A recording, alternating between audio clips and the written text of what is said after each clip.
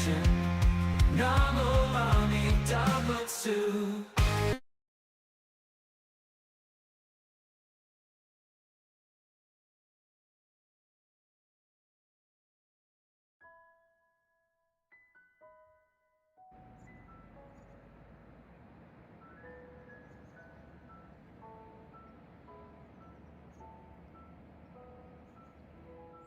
Looking out over the San Francisco Bay, here on top of the Berkeley Hills, I've come to understand how important this area has been to the history of the BCA. You know, I'm a Bay Area transplant. I've been here for 45 years, and as I've come to understand and grow up and have a life in this area, it's really amazing the history of what BCA has been. It was here, passing through the Golden Gate, that the first ministers from Tongganji, Reverend Dr. Shue Sonoda and Reverend Kakuryo Nishijima, arrived in San Francisco on this September date in 1899. It was here that Bishop Kenju Masayama and Mr. Kikutaro Nakashima, an Oakland nurseryman, who came together to lead a campaign throughout our BCA communities to raise donations during the depths of the Depression to build the Buddhist Church of San Francisco. Completed in 1938, BCSF now houses our national Onaijin and the rooftop stupa, where the relics received from the Kingdom of Siam are on display. It was from here, where individuals who were forcibly removed in 1942 came together to sign the documents to create the Buddhist Churches of America Corporation near Topaz, Utah in 1944. And it was here where the beginnings of the Institute of Buddhist Studies took root at the Berkeley Buddhist Temple after the internees returned from the camps. I'd like to express my deepest gratitude to all the ministers, lay leaders, and Sangha members who came before us, whose dedication to the Dharma, their courage, their perseverance, and their generosity have allowed us to be here today to celebrate this momentous occasion, knowing that Shinran's teachings are alive and well here in the U.S., 800 years since the founding of Honganji-ha in Japan. Earlier today, I hope you were able to attend the Founding Day service and seamlessly find your way to this live stream of the telethon. It was a beautiful service. I hope you enjoyed the music, the videos, particularly the message from the great-grandson of Reverend Sonoda, Reverend Yushiki Sonoda, the keynote Dharma message from Reverend Dr. David Matsumoto, and the service rituals that capture our shared history of 125 years. If you missed it, it'll be available to view later, so watch for the links. The 125th Anniversary Committee have worked so hard to bring together the events that celebrate this milestone in BCA's history. The committee is headed by Terry Omori, our immediate past president of the BCA and member of the Vista Buddhist Temple, and Darlene Bagshaw, BCA Secretary, FDSTL President, Chair of the BCA Committee on Development, and member of the Stockton Buddhist Church. Thank you to each of them, our Bishop, Reverend Marvin Harada, and all others who've been involved in developing, coordinating, and implementing the events for this momentous year. I'm really looking forward to this telethon program. The brainchild of Michiko Inanaga, Development Director of the BCA Endowment Foundation, and Koichi Mizushima, BCA Coordinator, Youth Coordinator, and Benefits Coordinator. They've encouraged, cajoled, and voluntold many folks around the BCA to create a video recording for this afternoon's program. To those who submitted videos, your contributions display the wonderful, vibrant mosaic of places, achievements, programs, and events that make the BCA what it is today. It's been a huge undertaking, and I give the two of them great kudos for what we're going to see this afternoon. So let's go inside the JSC here. Let me hand this back to our telethon hosts, Koichi and Michiko, and let's all sit back and enjoy the program.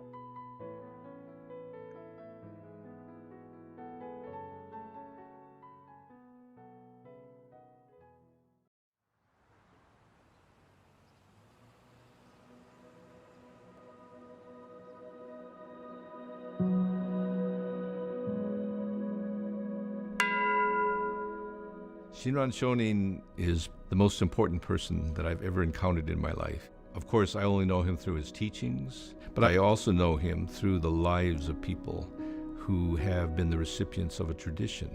Jodo Shinshu offers something very important. It offers a sense of deep humility, of self-reflection, of an understanding that we are infinitely connected with all beings. So the Shin Buddhist path is going beyond the ego self and awakening to our true self that is one with all of life, one with the entire world.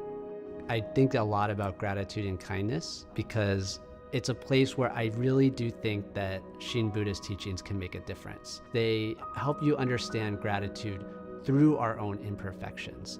The teachings really help me to understand the needs of people. We have to really look at ourselves, to really feel and be honest with our pains. It's when we try to hide our pains, that's when we get into trouble. The teachings is actually helping me to look at me.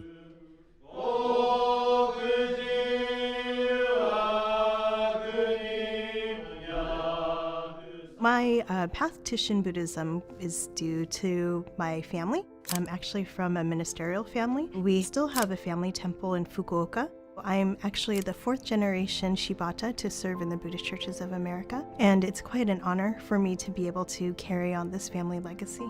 I was raised as a Shin Buddhist. We were members of the temple in Eastern Oregon. My father was a farmer there. Although I didn't understand the minister's sermon or anything, hearing them chant, hearing them say the Nembutsu with such sort of conviction was something that struck me even at a young age. Back in the late 19th century, persons from Japan began to immigrate to the United States. And as their families began to grow, they realized that the spiritual aspect of their lives was something that was missing. My parents were farmers. They lived a very difficult life, but then they found that the teachings sustained them. That was the foundation in which they decided that they needed to build places where young people can learn about the teachings. And then in the 1940s, as we all know, World War II happened. Persons of Japanese ancestry were taken from their homes and sent off to camps. Among them, a great majority were Buddhists. The driving force that kept them going was the importance of the teachings. That experience actually, in some ways, motivated people to protect and to try and grow the teachings afterward. After the end of the war, in the 1950s, the Buddhist Studies Center became the official ministerial training center for the BCA. And in 1969, it became the Institute of Buddhist Studies. After that time, IBS has continued to both grow in breadth and as well as depth. The environment itself here allows, I think, all of the students to have not only a personal journey, but be able to learn the doctrine and to also be in an environment where we have the support of so many wonderful teachers. We are in a master's program, but it's very personal. The professors really care about us and our journey. It feels like family, but it's also very rigorous. I believe that the Jodo Shinshu Center is a home for all Buddhists, not just ministerial students, but also scholars in Buddhism, and especially for those individuals who are part of a temple who want to continue their education. We want to make the teachings available to everyone. Now is the time to invest in both the Institute of Buddhist Studies, the Center for Buddhist Education, and all the programs that are housed here at the Jodo Shinshu Center, so we could go forward from there. We have to be warm and embracing. We have to make it accessible for a new person to get a feel for what is Buddhism, what is Jodo Shinshu. So that's going to be our challenge. We have to have the financial basis with which we can do many creative things. The Dharma Forward campaign is, I think, going to be very important to the future of IBS. We're looking at just expanding IBS in a general and comprehensive way as partners with the BCA. What's really important is taking those programs that are grown here at Jodo Shinshu Center and getting them out to local districts, local temples, and to communities. I think it's just a huge opportunity for Buddhist education to grow. We are working toward having a more robust distance learning program. Many of our ministers' assistants who want to study at IBS don't live in Berkeley. So we are moving toward offering all of our core Jodo Shinshu courses as online courses. Digital resources would be very valuable for even just local temples as well, to be able to get different perspectives from so many wonderful teachers that we have within the Buddhist churches of America. Dharma Forward to me means going forward together in the Dharma. Several years down the line to look back and see how Buddhist education has grown based on the fact that we all got together and said, we want to do this. It's just something that I would be so happy to be a part of. We have to really think about what Sangha means. It means that group of all Buddhist followers. Our contributions would not only benefit our own temple Sangha, but benefit BCA as a whole. When I think of how we got to this point, I have to think about all the generations of people that carried the Dharma forward to me. It's having my family sacrifice their life in Japan to be able to come here to carry the Dharma so that generations and generations of individuals have this opportunity to hear the wonderful teachings of Shinran Shonin and the Buddha. Recently, I've learned about the monarch butterfly and their annual migration. That to me is such a beautiful metaphor for our life as a Buddhist and Dharma Forward. The monarch butterfly starts its migration from Mexico, and then they begin to fly to the north, even into Canada and northern parts of the United States. By the fall time, then they begin their migration back to the south. Over this course of 1 year's time, it takes 4 generations to complete that 1 year journey. Some of them even go back to the same tree that their ancestor came from. Each generation of monarch butterfly does its task so that their species continues. If the Dharma has impacted us in any manner, then we have a sense of responsibility to carry it forward. Not just through reciting the Nembutsu, but you have to share the teachings. The Dharma has always gone forward. The Dharma always wants one thing, to have the teachings support the needs of people and to bring them up from their issues and problems. If we can get the people to share these teachings with the world, then I think the contribution will be really great. All of our temples were built and founded by a spirit, a dedication to transmit the teachings. And so we have all seen that success at the local level historically, and I know we have it within us to do it again for the future. We're moving forward. We are a part of this movement to move into new horizons, to understand and meet new challenges, to find ways of resolving them. I think that's, to me, what Dharma Forward implies. It's a wonderful, wonderful phrase that really captures the essence of this campaign.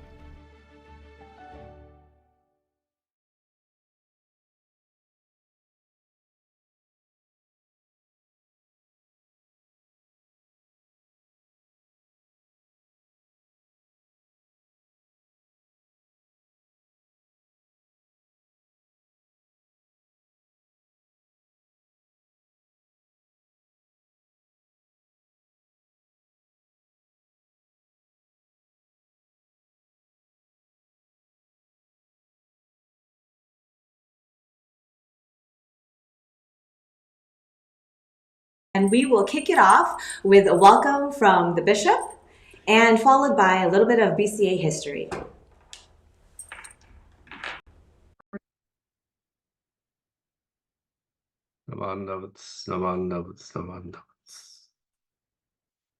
Hello, everyone.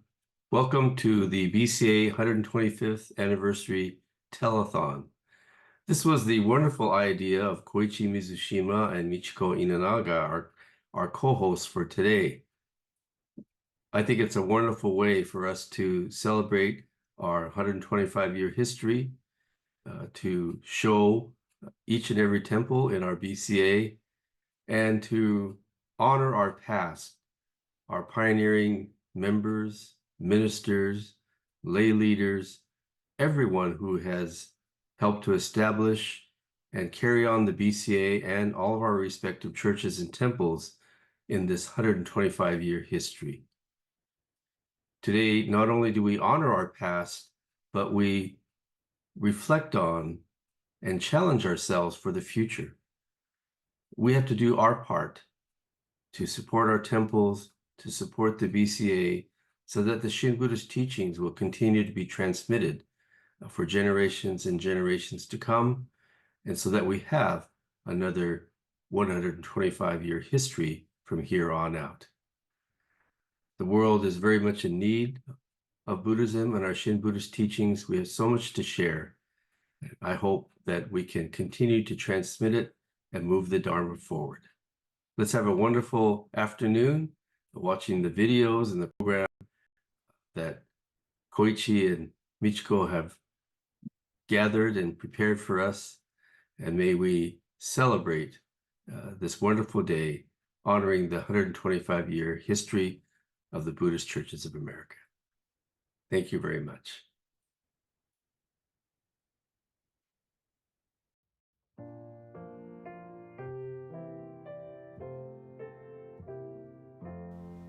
On September 1st, 1899, two ministers, Reverend Dr. Shue Sonada and Reverend Kakuryo Nishijima, arrived in San Francisco, California. This was the start of our Buddhist Churches of America. The two ministers were dispatched by Monshu Myonyo Shonin, a man of vision with an intense desire to see the teaching spread throughout the world. He wrote, "Among all men who are equal, let us disseminate the seeds of Dharma." The idea of sending ministers to the United States was started by a devout follower, layperson, Nisabura Hirano, who had 3 years earlier, in 1896, spoken with the Honganji about sending ministers to the U.S. to serve the growing immigrant Buddhist community. These individuals are just a few of our countless predecessors who helped to form the Buddhist Churches of America. Soon, Reverend Sonada and Nishijima began to conduct services and study classes at the first building in San Francisco.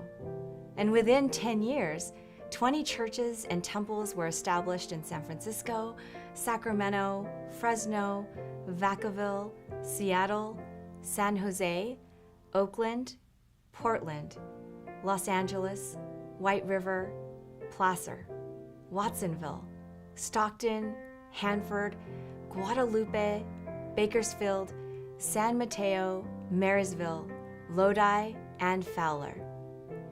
In 1914, a new BCA facility was built in San Francisco. It cost $33,000 and took 13 years to pay off because of the Depression. In 1929, a significant decision was made to create a Zaidan Fund for the long-term future of the BCA, which was meant to be the precursor of our BCA Endowment Fund. The goal in 1929 was to create a Zaidan of 500,000, which must have seemed like an impossible goal to reach. But our ministers and lay leaders moved forward to build that Zaidan Fund. And there have been numerous challenges in our 125 years, from the 1906 San Francisco earthquake, the Depression, the attack on Pearl Harbor in 1941, the forced incarceration of Japanese Americans into internment camps, and the total closure of all of our churches and temples during World War II. Members lost their homes, farms, businesses, and properties during that time, yet returned after the war to restart their churches and temples and to rebuild their sanghas and communities. Their faith and conviction in the Buddha Dharma inspired them to resume where they had left off when the war ended.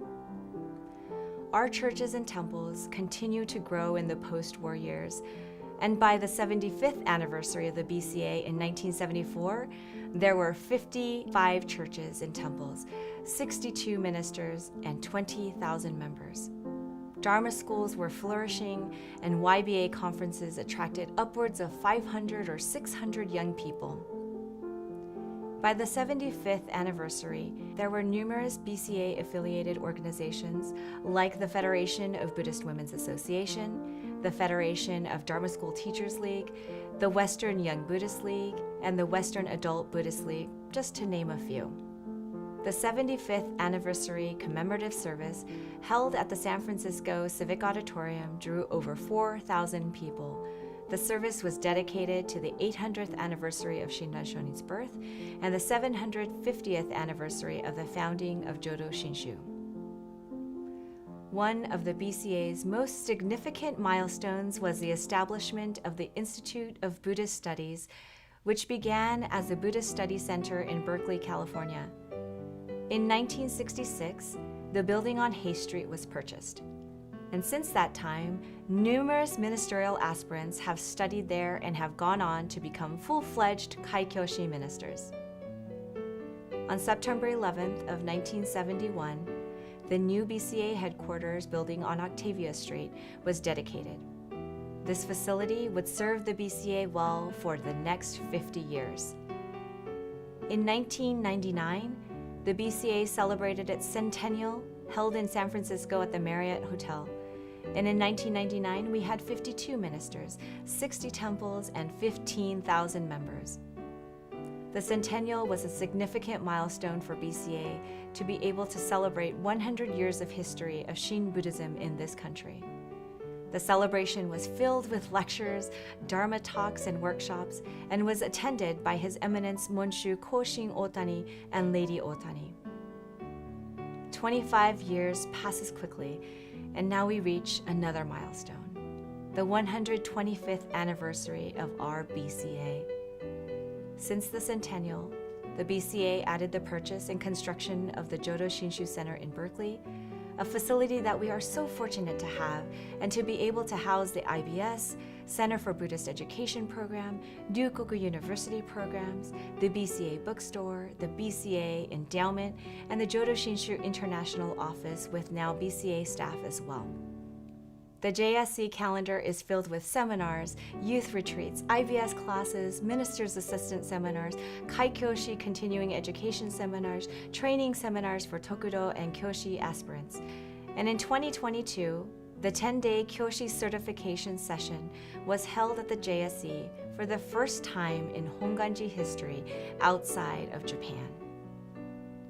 Recent years have also seen IBS attaining full accreditation and going from affiliate status to full status as a member school of the Graduate Theological Union. In 2024, IBS had its largest graduating class ever. As we celebrate and honor our past and the countless individuals that we owe a deep debt of gratitude, we look to our future to continue our predecessors' commitment to share and transmit the Dharma. Thank you very much.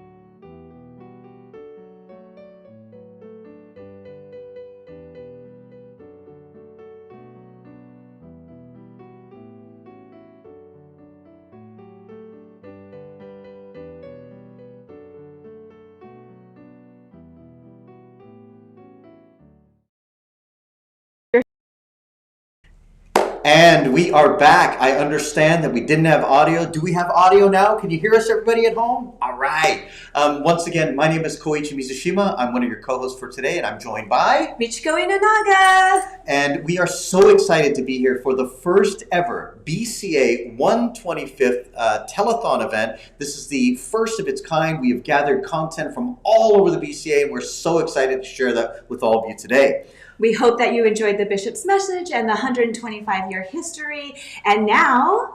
Well, there are other ways to support us, right? If you're enjoying this programming throughout the day, and this program is going to be long, everybody, so sit tight and get ready for us. You can donate if you would like on bca.kindful.com. We are going to put that link in the chat, and we're also going to have a little graphic to show you. How else can they donate, Michiko? We really appreciate all of your support, and we actually have call center live happening here at the JSC. So if you'd like to call in, you can call the number 415-634-7114. And speaking of call center, why don't we go live and check in on those people right now that are receiving your phone calls? Let's see if we can see them now. There they are. Live Thank call you for center. working so hard, everybody. Thank you. Volunteers. Thank you so much. Oh, that's great. Thank you so much for working so hard. We have volunteers that are staffed all day through the entire telethon. Indeed. We really appreciate Hitomi Kuwahara, Jen Lin, and Mats Furumoto for being here to take your calls. To kick off the show, we have a wonderful segment that we like to call the Minister's Minute. And we'd like to give you an opportunity to just meet a few different ministers throughout the BCA. So that's going to be our next segment right now. Check out the Minister's Minute. Welcome to the Minister's Minute, where we meet our minister friends. They take care of all the temples throughout the BCA. Welcome, Reverend Todd. How are you today? Very good. Thank you for having me. Thanks so much for joining us today. I wanted to start with a little bit of a broad overview, if you could, in regards to your childhood. Could you give us just a quick synopsis of kind of where you grew up and what life was like for you? Sure. So I was born in Minneapolis, Minnesota. I was the youngest of 3 children. My oldest brother is 10 years older than me. My sister was 7 years older than me. So I was the afterthought, so to speak. I'm the youngest child, and I fit the stereotypical description of the spoiled youngest child, of course. If we asked your siblings or close friends to describe you as a child, what would they maybe say about you? Oh boy.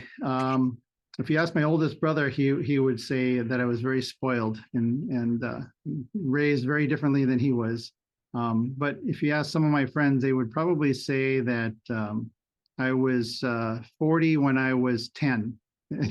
I was probably a little too serious as a child growing up. But that was just my personality and my path at the time. So, yeah. Do you feel like you continue to stay serious, or have you found a humorous path? Oh, as a dentist, you had to find a lot of humor in the experiences. Otherwise, you would go crazy. So it was an opportunity to have or see humor in a lot of the experiences and to develop relationships with more humorous and positive relationships with my patients as well. How long were you a dentist? Yeah, I was a dentist for 30 years. So being a minister is a second career for me. Early in this ministerial path, I was at any IBS or BCA activity or gathering, I would always be asked, do you know Reverend Nakahoshi? And of course, I didn't at the time, but I had a chance to meet him when I was a student at IBS. And so and since then, we've interacted many times. So, a wonderful person and a wonderful mentor and a wonderful person to follow in his footsteps.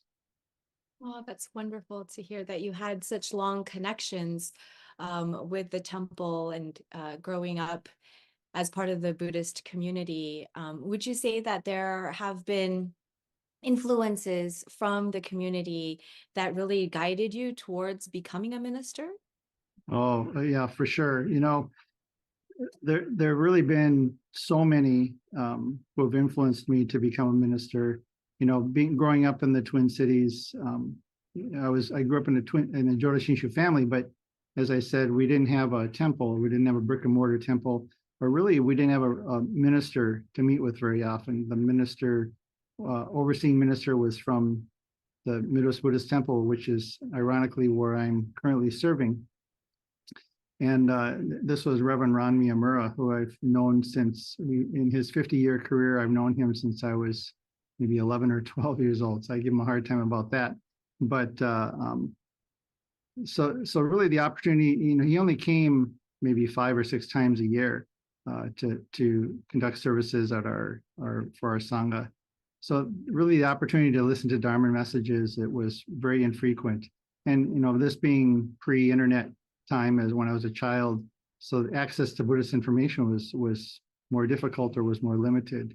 But I really came to realize that I was surrounded by people who lived the Dharma in their lives. I interacted with, I grew up at a time where there were many Issei and certainly many Nisei around, and they were all my bachans and jichans and uncles and aunties. So I always saw them through that lens. But then, later on, I realized that these were people that were teaching me through their examples and through their example in their life, how to be how they were Nembutsu followers. So, going on, I can talk about how my parents and really my family were influential in my path. Particularly, I think I would say probably my mother was the most influential. She endured so much in her life, from being, incarcerated in internment camps as a teenager, to losing a young daughter to cancer, and also later in her life was having the diagnosis of Alzheimer's in her later years. So through all that, she showed her kindness and gratitude to really everyone. Wow, that's really a wonderful path to walk behind your mother and to learn from what sounds like such a kind and thoughtful person. I'm sure that was a very deep influence in your life. Yeah, Thank you for sharing that. absolutely. And I'm also very sorry to hear about your sister passing away early as well. And I wonder how you feel that now that it's been several years since her passing, how do you feel that Buddhism has impacted the way in which you understood her death? Yeah, that's a very good question. She passed away probably over 40 years ago now. But many of you may know, or you may not know, that she was actually married to Reverend Dr. David Matsumoto. And so he was married to my sister, who passed away at such a young age. I think she was 26 at the time. So, you may have heard his story about his life experiences, especially after my sister's death, that changed his life. So I came to understand that he didn't move on from my sister's death, but he moved forward, not in spite of the circumstances, but really because of them. So that's a way that I've understood through Jodo Shinshu Buddhism. How do we move forward? And today of course he has a wonderful family, but I know my sister's life is still a part of him. He maintained a contact with our family since my sister's passing, and also Dr. Matsumoto had family in Minnesota, so it brought him to the area regularly. So he stayed in contact with our family, which meant a great deal to my parents. So having the opportunity to study with him was an opportunity I just couldn't pass up. So being able to apply to IBS and to understand that he would be a primary instructor was just a wonderful opportunity. So he was very influential to me in so many ways like that. In your previous experience as a dentist, you expressed that there was some relationship building that happened being the dentist to many of your patients. Do you see some correlation to kind of the types of activities that you do now, and what might those be? Yeah, for sure. I think,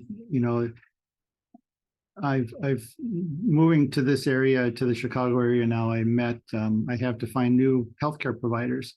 And my new ophthalmologist, I told him what I'm doing now and that I was a retired dentist. And he goes, I bet you what you do now is not much different from what you were doing as a dentist. And I said, wow, that was very insightful. And I would agree with that. But, as a dentist, I think people didn't come to see me. I think they really came to see my staff, and not because they thought we were good providers or good practitioners, but I think they understood that we really cared about them. And so I observed seeing my staff extend compassion to so many that made a difference in their lives. So, I was lucky to experience this and to be a part of it. And, at some point, I realized that I was compartmentalizing my Buddhism from my secular life, my dentistry life. And a lot of that, maybe you can say is living in a predominantly Christian environment. But I realized that Buddhism really involved all aspects of my life. So it was really a part of my profession and everything I did. So I embraced it and it became how I ran my practice. So, seeing my staff interaction, it was, I would call it like boundless wisdom and compassion that I was experiencing. So with this experience, I was able to see more clearly how my staff and patients were really Bodhisattva's teaching and guiding me. So, as my relationship with staff and patients really deepened, learning about things they experienced, I realized how deep my desire was really continue to study at IBS as well. What is your hope for the future of Jodo Shinshu in America? That's a big question.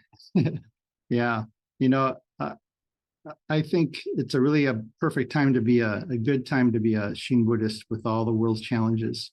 The principles that we understand, like selflessness and compassion, are really sorely needed in the world. And our society emphasizes so much on individualism and the importance of personal rights. And really, it emphasizes our self-centered thinking, often at the cost of others. So if we can understand our interdependence with one another, I think we would not look at other people not as the other,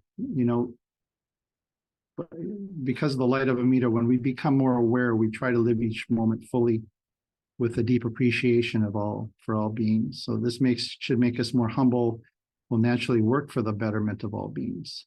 So I think that it's a very important tradition to have in the world at the moment. Really, any time, but certainly at this time. Thank you, Sensei. Is there anything else that you'd like to add? I just want to maybe just emphasize that how we stand on the shoulders of those who have come before us. And so when I recite Namo Amida Butsu, I think of the Issei, like my grandparents, who allowed us to encounter the Jodo Shinshu teachings. And so, it's very important for me to express that gratitude for this opportunity. And to be able to talk to you like this is all part of that. So I'm grateful. Thank you so much. It was really amazing to be able to chat like this and to get to know you better.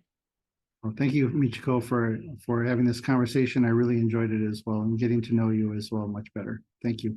Thank you, Sensei.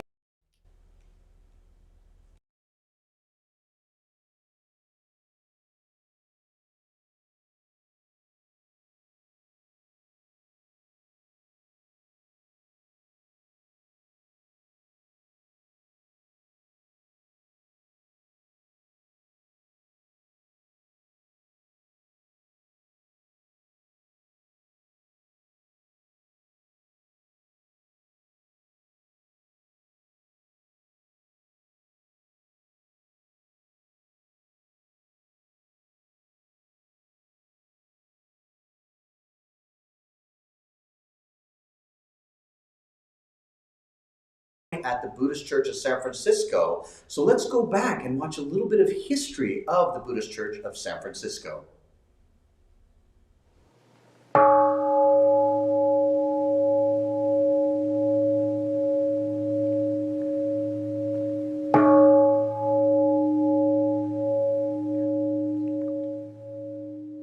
Hi, my name is Jeffrey Matsuoka, and I'm a longtime member and former past president of the Buddhist Church of San Francisco. It's my privilege today to share with you a little bit of the history of our temple, as well as that of our beautiful building. The Buddhist Church of San Francisco was actually founded on July 30th, 1898 as the Bukkyo Seinen Kai, or Young Men's Buddhist Association. It was this organization that petitioned the Honganji to bring ministers to America.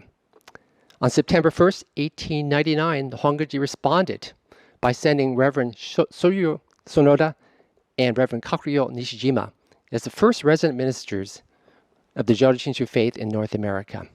So from the very beginning, the history of our temple and that of the national organization have been intertwined. After the destruction of our early temple in the 1906 earthquake, the church eventually moved to a location just down the block from its current location at 1881 Pine Street. This is a substantial building with marble columns marking its entrance. It served as the joint headquarters of the Buddhist Church of San Francisco and the Buddhist Mission of North America, the predecessor organization of the BCA. The church was thriving as it was situated in the middle of the 40 square block San Francisco Nihonmachi, or Japantown. But in 1935, the King of Siam presented the BMNA a portion of the holy relics of Shakyamuni Buddha. After extensive discussion, it was decided that only a special structure could hold these relics. This new building would be built in a vacant lot right next to the current temple. This was an extraordinary undertaking because of two reasons. First, the abandonment and destruction of the current temple to help pay for the new one. And second, the need to raise donations in the midst of the Great Depression. The proceeds of selling the existing property, as well as donations from members, accounted for over half of the construction costs, but the balance had to be paid through outside donations. For this purpose, then Bishop Ryote Masuyama visited every BMNA temple, and within 18 months, the funds were raised to help build the temple. The new temple was dedicated on February 19, 1937. It was officially called Bushari Hoto, or Sacred Tower to hold the holy relics of Buddha. The building not only enshrined the relics in a stupa on its roof, but also housed the National On Hygiene and the offices of the BMNA and the BCSF. Today the stupa still stands on the roof and is a venerated structure that represents the hopes and dreams of our pioneer Issei ministers and lay people. It is a treasure of the BCA and an inspiration to us to continue to share the Buddha Dharma with all here in America. Thank you for spending a couple minutes with me, letting me tell you a little bit about the history of my home temple, the Buddhist Church of San Francisco.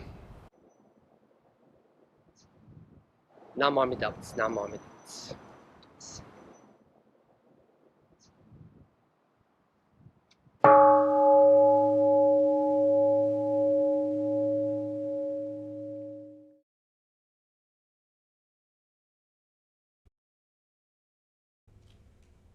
Just to recap a little bit about what we were saying in the earlier segment, that we finishing up Reverend Tsuchiya, that we really appreciated all of the ministers for the Ministers' Minute and the time that they gave us. It was such wonderful conversations. We wish we could do more of them and show you all of the video. And speaking of which, Michiko, that little 10-minute segment with the minister, we actually have about an hour of total footage, so we may release very special behind-the-scenes video footage of that later, right? That would be awesome. Yeah. That would be really wonderful. And Jeff Matsuoka from San Francisco Buddhist Church mentioned that they had a stupa. Stupa is an amazing thing that we, as a relic that we have, and then that's also part of the BCA facilities resources, and that we also have here at the BCA, and related to the headquarters as well. And now we are also have a building in San Francisco at the headquarters, and we also have a building in Berkeley at the Jodo Shinshu Center, which is where we are filming this segment live right now. We are at the JSC.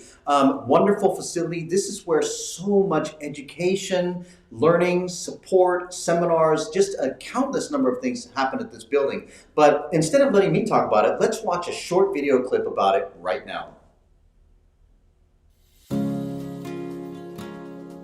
The Buddhist Churches of America's Jodo Shinshu Center, commonly referred to as the JSC, opened its doors on October 21st, 2006. The JSC houses the Office of the Bishop, the BCA Center for Buddhist Education and BCA Bookstore, Buddhist Churches of America Administrative Offices, the Institute of Buddhist Studies Faculty and Administrative Offices, the Jodo Shinshu International Office, the BCA Endowment Foundation Office, and the Ryukoku University Berkeley Education Campus Office. The JSC is BCA's flagship facility for conducting ministerial education, training, and professional development. Here, ministers can learn together, dine together, and network and support each other as professional colleagues. Ministers traveling from a distance can lodge overnight on site. Thus, the JSC provides the ideal setting for nurturing a vibrant, effective ministry for the 21st century, not only for the BCA, but for Kyodans around the world. Also in the JSC, the Institute of Buddhist Studies is conveniently located in close proximity to the Graduate Theological Union, where IBS is a member school. The center is also only a few blocks away from the University of California, Berkeley campus. The Jodo Shinshu Center is a hub for BCA and for its tenant organizations, bringing together and connecting friends and colleagues worldwide. Since the Jodo Shinshu Center opened, people from all over the world have visited, coming from places as far away as Austria, Belgium, India, England, and Argentina, just to name a few. Eminent scholars have visited the BCA bookstore, as well as authors of Buddhist books of all types. On behalf of the Buddhist Churches of America and all of its Sangha members, we wanted to offer the deepest thank you to all of the many generous donations who made all of this possible. Here are just a few examples of some of the organizations, temples, churches, and activities the Jodo Shinshu Center has hosted. We would like to encourage all of you to visit and enjoy events at the JSC. If anyone is interested in arranging an individual or group tour of the Jodo Shinshu Center, or would like to learn more about hosting an event or meeting at the JSC, please send an email to info@bcahq.org. This amazing facility that cultivates learning and development would have never been possible without the generous support of people like you. All of the students, Sangha members, and the community have benefited from this amazing space. Please consider donating today to the Dharma Forward campaign. We hope to see you soon at the Jodo Shinshu Center.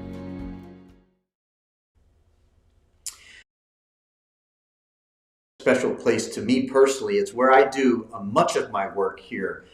We do so much ministerial training, ministerial support. I've gotten the pleasure and honor of getting to see all of these wonderful people come through this facility and get supported and learn. So it's just been a wonderful, wonderful journey. Can you guys hear me at home? Yeah? Okay, good, excellent.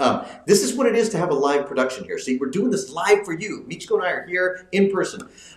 Let's take a visit next to another wonderful temple in Southern California. Let's take a look at LA Nishi.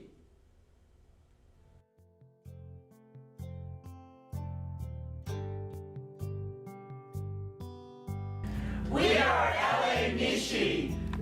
I thank you very much for the opportunity, but I'd like to say happy 125 years of Buddhist Churches of America. I am very glad that the BCA has existed for 125 years and that I have gotten to be a very small part of it. I don't think I would be who I am today if it wasn't for the temples. A large part of my childhood, my adulthood, who I am now, what I do to give back to the community is based around Nishi, this temple.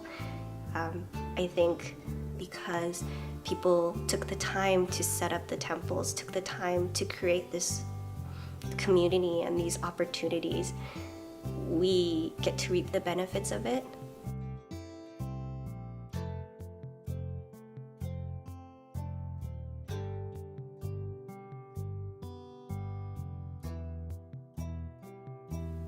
I think one of the reasons why the temples in America thrived in the early years was because of the community, because of the friendships they made and the relationships they made. Sure, there was a negative reason why they were forced to band together as a community because of racial laws and segregation, but that also made the community stronger and made the temples grow.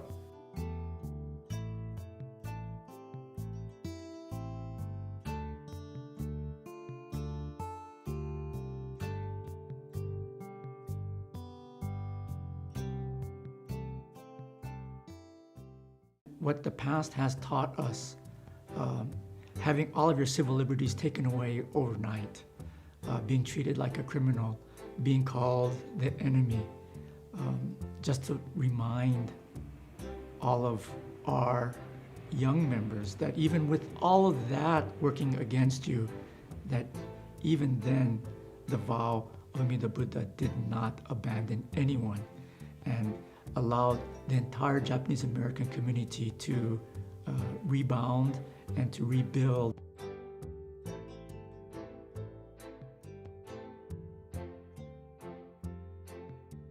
But a lot of the Japanese Americans went to Nishonganji, and I made a lot of friends there back then and went through the whole system until we moved to the present Nishi now.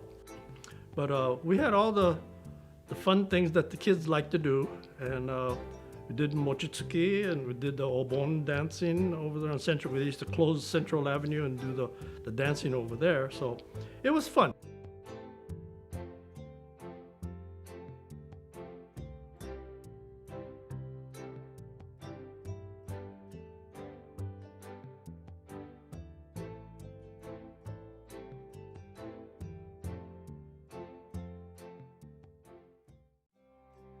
One thing that we can learn from our past is just the taking care of each other, right? And that's what's going to continue on and build our future, is the way we take care of each other, take care of our other members, and take care of our BCA family here. That's really what's going to build us and help us continue to building our future, is being the diverse organization that we are.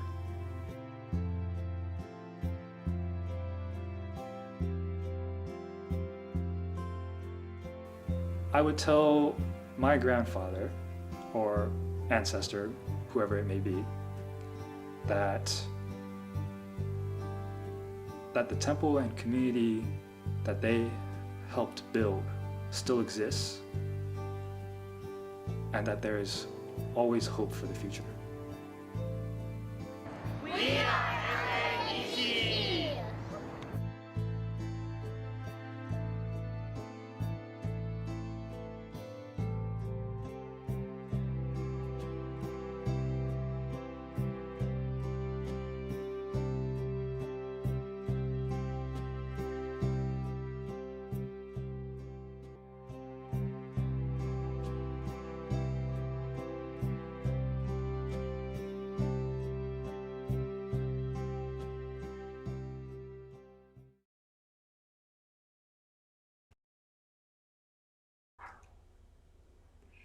Thank you, Nishi, for your submission. Nishi Honganji actually has a really special place in my heart, as my dad was the minister there during the 1980s and 90s. So thank you so much. This brings back a lot of wonderful memories about my childhood. And did you notice the picture of me with the huge glasses in there? Oh my gosh, that's too funny. That and the spree wet, right? Nishi Center has a preschool as well, and my brother went there for many, many years, and so laid a really great foundation for our family to learn the Dharma as well. And I wanted to also mention that in the chat, we're dropping out the schedule. So if you want to take a look at maybe when your temple is going to be showing up, what kind of ministers' minutes we have, please take a look at the schedule in the chat. All right, and then next we will be looking at Stockton. Good afternoon, everyone. We are so glad to be a part of the 125th anniversary celebration for the BCA. Hard to believe, Jodo Shinshu Buddhism in America has eclipsed 1.25 centuries. The Buddhist Church of Stockton was first established in 1906 in the heart of downtown Stockton, surrounded by our version of a Japantown. By 1920, we had our first gathering place, a simple building where the Sangha could gather, celebrate milestones, and share the Dharma. 4 years later, groundbreaking began on Washington Street, which would blossom into not only a beautiful temple, but also include a YBA hall and Gakuen building. Stories of haunted Dharma school classrooms are still a topic of conversation today. In 1967,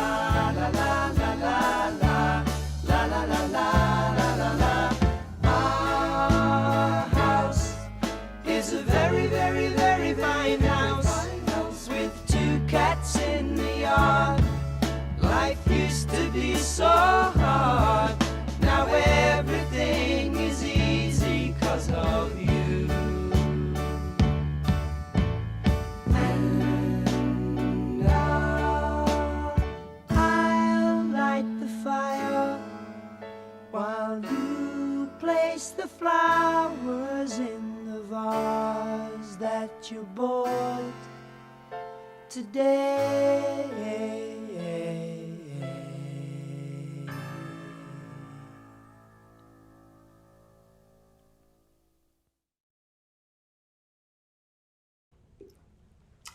Thank you very much. For those of you that have never been to the Buddhist Church of Stockton, don't they have a lot of cats there? They do. It's so cute. Even that is worth going for, just to visit the cats. Stockton holds a special place in my heart. As you all know, the resident minister there is Reverend Candace Shibata, who has been a longtime friend of mine since the old YBA days. So it's so wonderful to see her as the resident minister there. What's coming up next, Michiko? Next up, Placer and Tri-State Denver.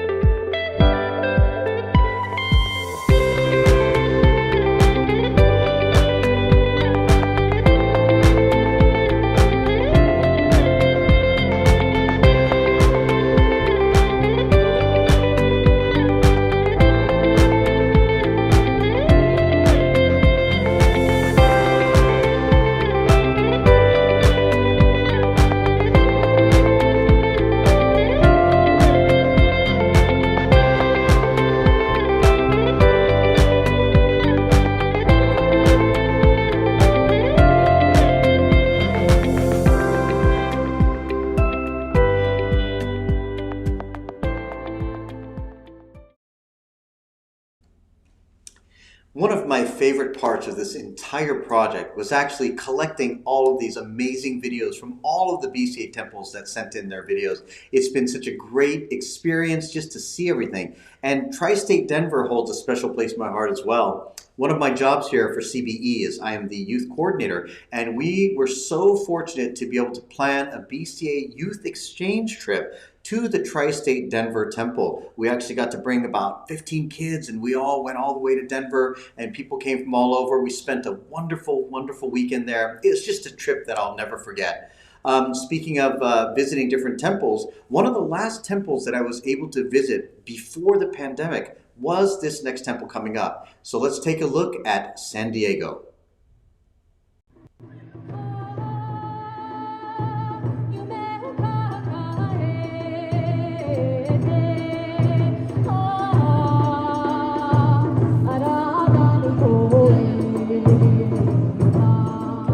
From 2000 to the present, we've completed a kitchen compliance project.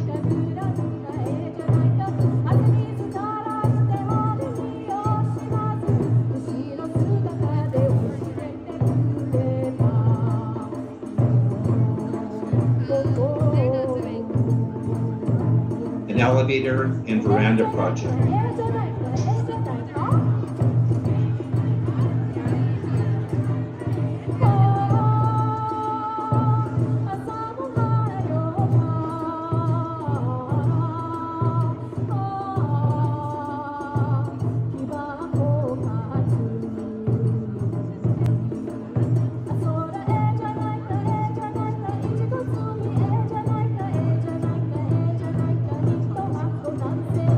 In addition to helping us celebrate the 95th anniversary, this will be Kenji Sensei's last service as our resident minister.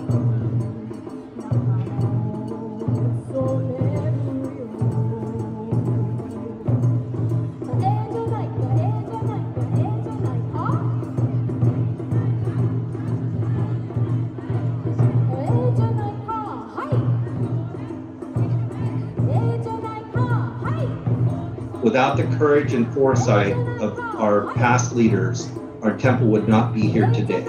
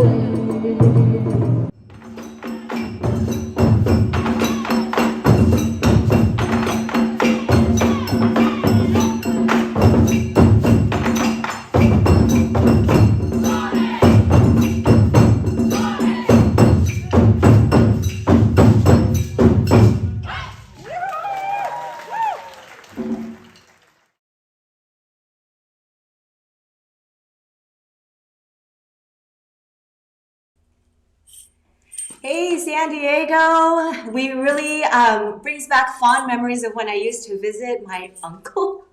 Am I talking loud? Used to visit my uncle in San Diego as he was the resident minister there, Akio Miyaji, and it gives us a moment to reflect on his life as well. So I appreciate all of the time and all of the friends that we have been able to make in San Diego. And next up, we have Walnut Grove and SACBC.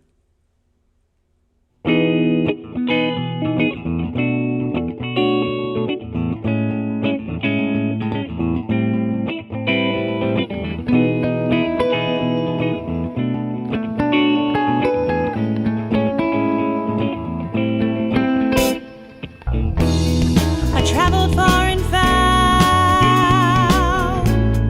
a missing part of me. It filled my heart with love. It brought tranquility.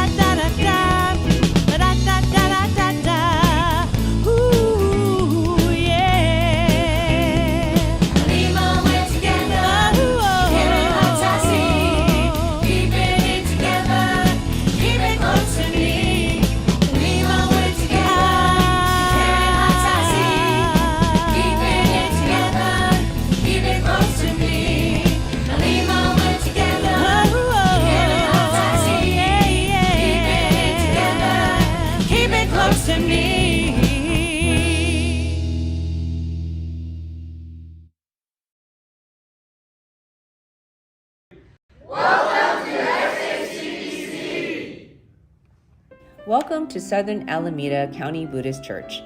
The temple was founded in 1962, and there are a few distinctive things we have at SACBC. Every year in springtime, we have a trellis of wisteria that grows in our parking area. We use those flowers to decorate our hanamiro for Hanamatsuri. A few years ago, our hanamiro was showing signs of aging. Our sangha rejuvenated the hanamiro after 50 years.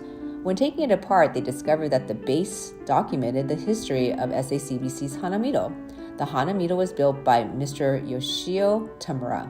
He had handwritten in kanji, Tenjo Tanka Tadawa Dokson, which translates to, in heaven above, the earth below, I alone am holy, which was said to be the words that was uttered by Siddhartha immediately after his birth. These boards are now hanging in the hondo. In the lobby of our hondo, there is a statue of Shindan Shoni, which was kindly donated by Miss Arlene Shibata in memory of her late husband and Mr. and Mrs. Zenjuro Shibata in 2012, during the 50th anniversary of SACBC and the 750th anniversary of Shindan Shoni. When looking around the property, there are quite a few matsu or pine trees. They were donated by one of our temple members' grandfathers, which were brought over from Japan over 100 years ago. SACBC has a beautiful Bodhi tree that was planted about 15 years ago. It was one of the remaining saplings, which started with the Dharma School taking a sapling home to care for, and this was the only one that survived. Dharma School is active and hosts the yearly Keirokai Luncheon. Our current minister, Reverend Takashi Miyaji, has many talents, such as making yaki udon, and he even helped out with DJing at our dance fundraiser.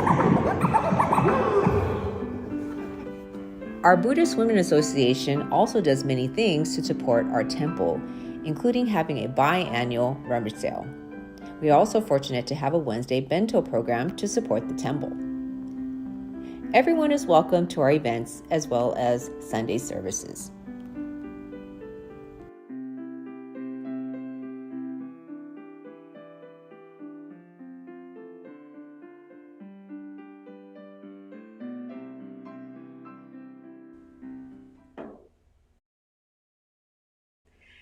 Thanks, SACBC. It's great to see you all. And you know what? They do have a DJ Taka, maybe one of the handsome ministers of the Buddhist Churches of America, who happens to be my younger brother, so I can always make fun of that guy. We really appreciate having an opportunity to meet everybody at SACBC as well, because everybody has been so kind and thoughtful. And I would also like to include that we have a special relationship with Dharma Forward here as well, as Kyle Yamasaki is one of the Dharma Forward pillar coordinators. So we have one for each of the 4 areas of focus for the Dharma Forward campaign, which includes facilities and operations, ministerial support and scholarship, outreach and technology, as well as education, of course. Oh my goodness. So we want to make sure that you understand that there are 4 areas for Dharma Forward campaign, and that we are trying to really make grow within the Buddhist Churches of America, as well as the IBS. And it was with all of your support that we are able to do that as well. So thank you so much for all of your continued support. And today we already have raised an amazing $6,000. Sorry, we're getting too loud, so excited. So anyway, thank you so much. We really appreciate all of the support, and continue to call in. We really appreciate that very much. Next up, we do have a visit to the live cam. Once again, we're here live in the call center. Be sure to make your calls. Donate to the BCA at 415-634-7114. We hope to hear from you. Thanks so much.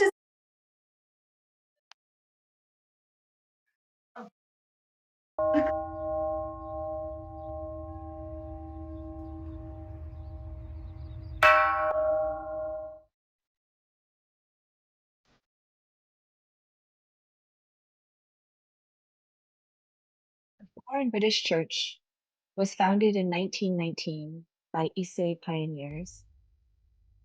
Though many of the Sangha was incarcerated in 1942, with many losing their farmlands, the Sangha was able to re-engage and become a vibrant part of the community.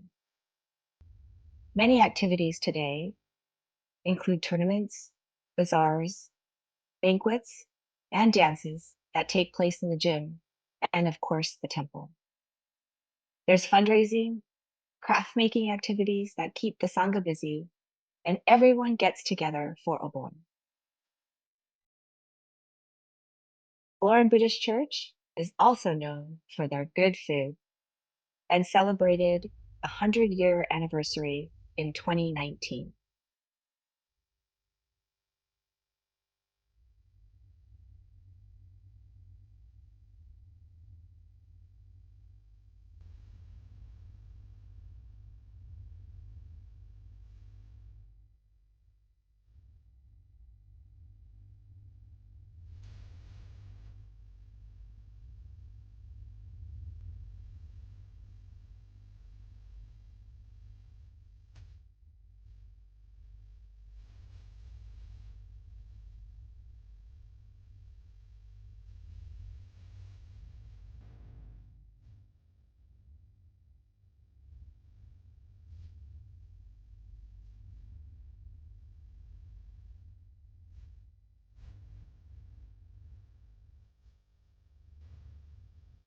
Happy 125th, BCA.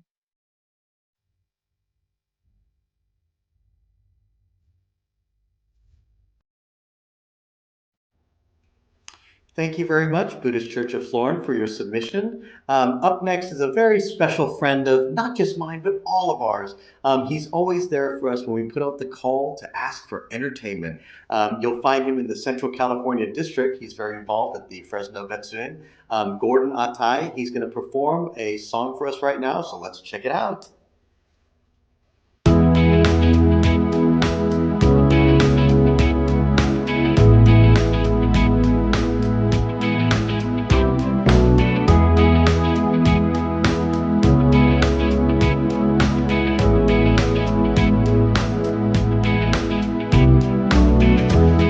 Wake up in the morning and the sunlight hurts my eyes, and something without warning bears heavy on my mind.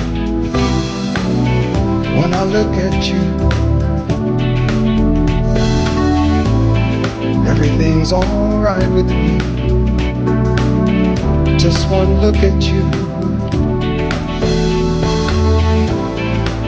I know it's gonna be such a lovely day, lovely day, lovely day, lovely day, lovely day, lovely day, lovely day, lovely day, lovely day, lovely day, lovely day, lovely day. Just recite the Nembutsu when the day that lies ahead of me seems impossible to face, when someone else instead of me always seems to know the way.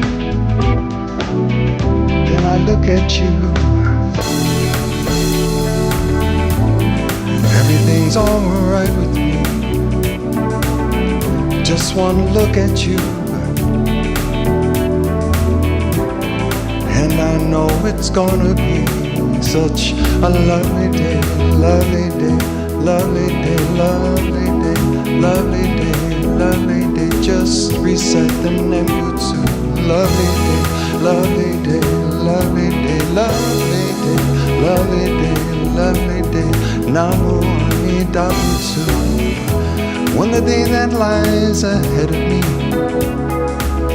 seems impossible to face, when someone else instead of me seems to know all the way, then I look at you, everything's alright with me. Just one look at you, and and I know it's gonna be such a lovely day, lovely day, lovely day, lovely day, lovely day, lovely day. Just recite the number two. Lovely day, lovely day, lovely day, lovely day, lovely day, lovely day. Namu Amidabutsu.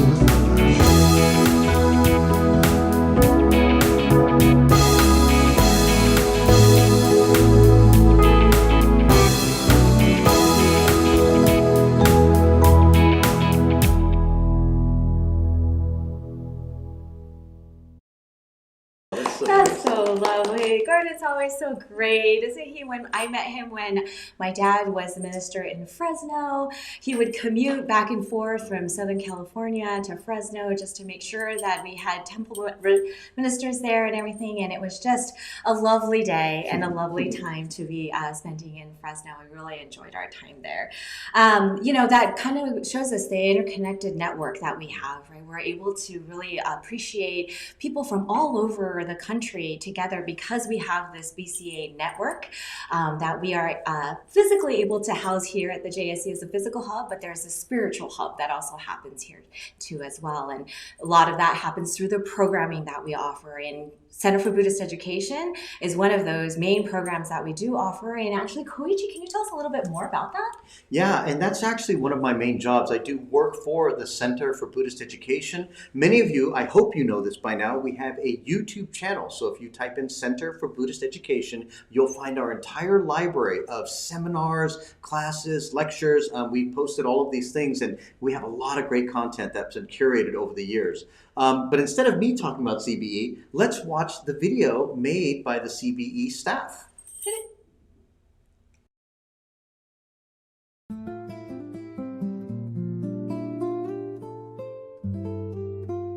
Today I'd like to introduce you to the Center for Buddhist Education, CBE, which was established almost 20 years ago in 2005 by the Buddhist Churches of America. CBE's mission is to promote and foster the BCA's educational and ministerial training mission and goals through the application of the Jodo Shinshu Hongaji Ha teachings. It is the primary educational arm of the BCA, working under the guidance of the BCA Office of the Bishop, Jodo Shinshu International Office, JSIO, and the Institute of Buddhist Studies. In collaboration with BCA districts and temples, CBE works to support, strengthen, and expand a vibrant ministry, Minister's Assistant Program, leadership training for a diverse, multi-generational Sangha, and educational outreach to the general public. We have many volunteers, but besides myself, there are 2 staff members who do the majority of the work, Judy Kono and Brian Koichi Mizushima. We also have specific seminars for individuals on both Tokudo ordination and Kyoshi certification tracks. For Tokudo and Kyoshi, in BCA, we require our students to attend 4 seminars for the particular Tokudo or Kyoshi they're planning to attend. We've been extremely grateful that Honganji has allowed our BCA CBE to conduct Kyoshi at our Jodo Shinshu Center. It's our hope that you will have the opportunity to join us in one or some of our programs. We'll now introduce you to a couple of people who were instrumental in creating CBE. Sumi Tanabe, a past board member, and Reverend Kodo Umezu, the original CBE director. The Center for Buddhist Education was created by a team of people who were interested in Buddhist education for every BCA members. Due to the geographical where Berkeley is, we wanted to spread it to other districts so that all members could hear the Dharma. And from the small beginnings, we organized the Center for Buddhist Education. And it has been a very successful committee of hardworking people. CBE under Reverend Mizu had no budget. There was no money in the BCA budget to support this new endeavor. And so, thankfully, FBWA came to the rescue and helped support financially Reverend Mizu. Center for Buddhist Education, for me, any organizations or individuals in the professional field, we need to have a good education system. Not just to become a minister, but even after one becomes a minister, we need to have a program for continuing education. So this mission statement of the CBE, mainly we are created to help leaders of the BCA. So when we have programs here, they come and receive something and go back to their respective temples and communities. They could share, they could become effective leaders. We sometimes think, oh, we are one of Buddhist groups. But Shinran Shonin declared that the Nembutsu teaching is the true essence of Shakyamuni's teaching. So we need to be proud of our legacy and proud of the teaching, and we need to spend more time to deepen our appreciation of this Nembutsu teaching. And I hope more people, more leaders have chance to receive continuing education through the programs offered by CBE, together with IBS and other Buddhist groups, other Buddhist organizations. So I'm very grateful that I was able to serve as the first director of the Center for Buddhist Education, and continuing education is the key for any profession. So I like to see CBE providing various meaningful, wonderful programs, and so that more people in the world be touched by Shinran Shonin's teaching, which is Amida's great wish. So thank you very much. The Center for Buddhist Education, the CBE, is the educational arm of our BCA. In recent years, especially since the pandemic, they have put on wonderful educational lectures and seminars on Zoom, and in recent years have returned to in-person seminars and events as well. I would like to thank the CBE staff, led by Director Reverend Jerry Hirano, and staff members Judy Kono and Koichi Mizushima, along with the members of the CBE Governing Board, led by Ken Tanimoto, for supporting the CBE staff and their programs. Thanks to the online lectures and YouTube videos, we're now able to share the Dharma worldwide. Thank you also to many of you in our BCA who regularly attend the CBE seminars in person and online. We hope that you will continue to listen to the Dharma through our CBE events. Thank you very much.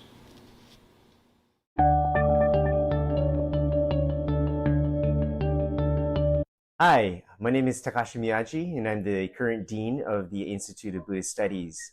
I think what's great about the Institute of Buddhist Studies is that it's a community of people who are serious about wanting to study the Buddha Dharma academically, but also I think what separates us from other institutions of higher learning that talk about Buddhism is that we get to see the Dharma lived by the students and the faculty here.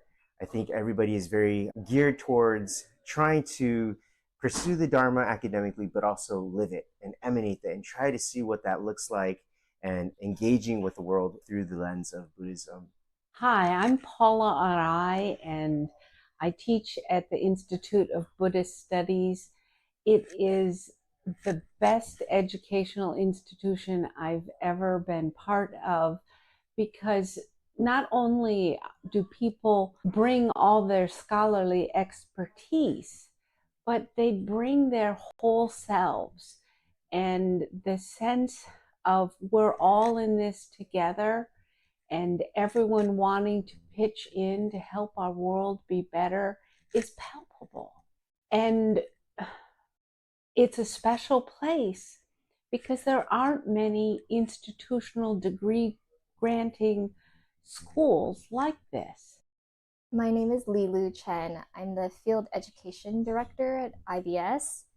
And so I coordinate the student placements in their kind of practical skills in hospices, hospitals, and temples so that we can integrate what we learn at IBS with going out into the world.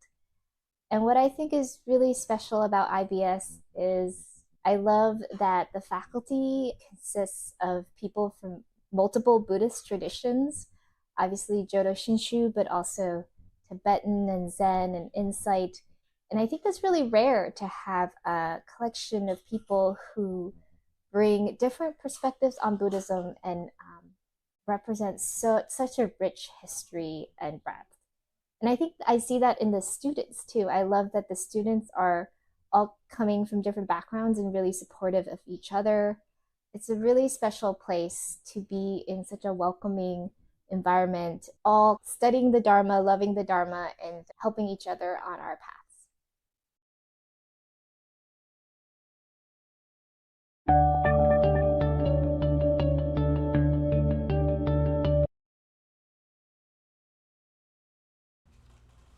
You know, we all really want to thank the staff and faculty members of the Institute of Buddhist Studies. They do such an incredible job, and it's such an important piece of Buddhist education. And we are very, very close partners with BCA and IBS. We work with much of their staff and faculty, and I just really enjoy working with them. They do a lot of great seminars for us, and it's just a wonderful relationship. So thank you very much for the continued support. And coming up next, IBS produces many ministers for the BCA. So let's go back to another segment of Minister's Minute, and let's check out Reverend Kiyonobu Kuwahara. Welcome to the Minister's Minute, where we meet our minister friends. They take care of all the temples throughout the BCA. We are joined here today with Reverend Kiyo Kuwahara. Hello, Reverend Kiyo. Nice to see you. Hello. Hi. Thank you so much for joining us today. I'm going to get right into the questions, if I'm okay.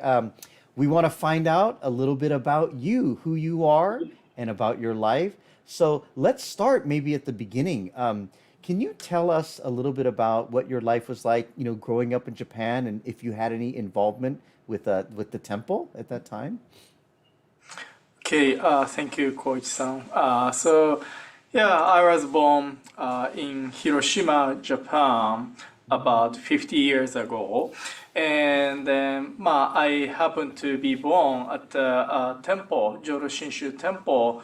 That's how I grew up. I mean, surrounded by Buddhism or Jodo Shinshu teaching.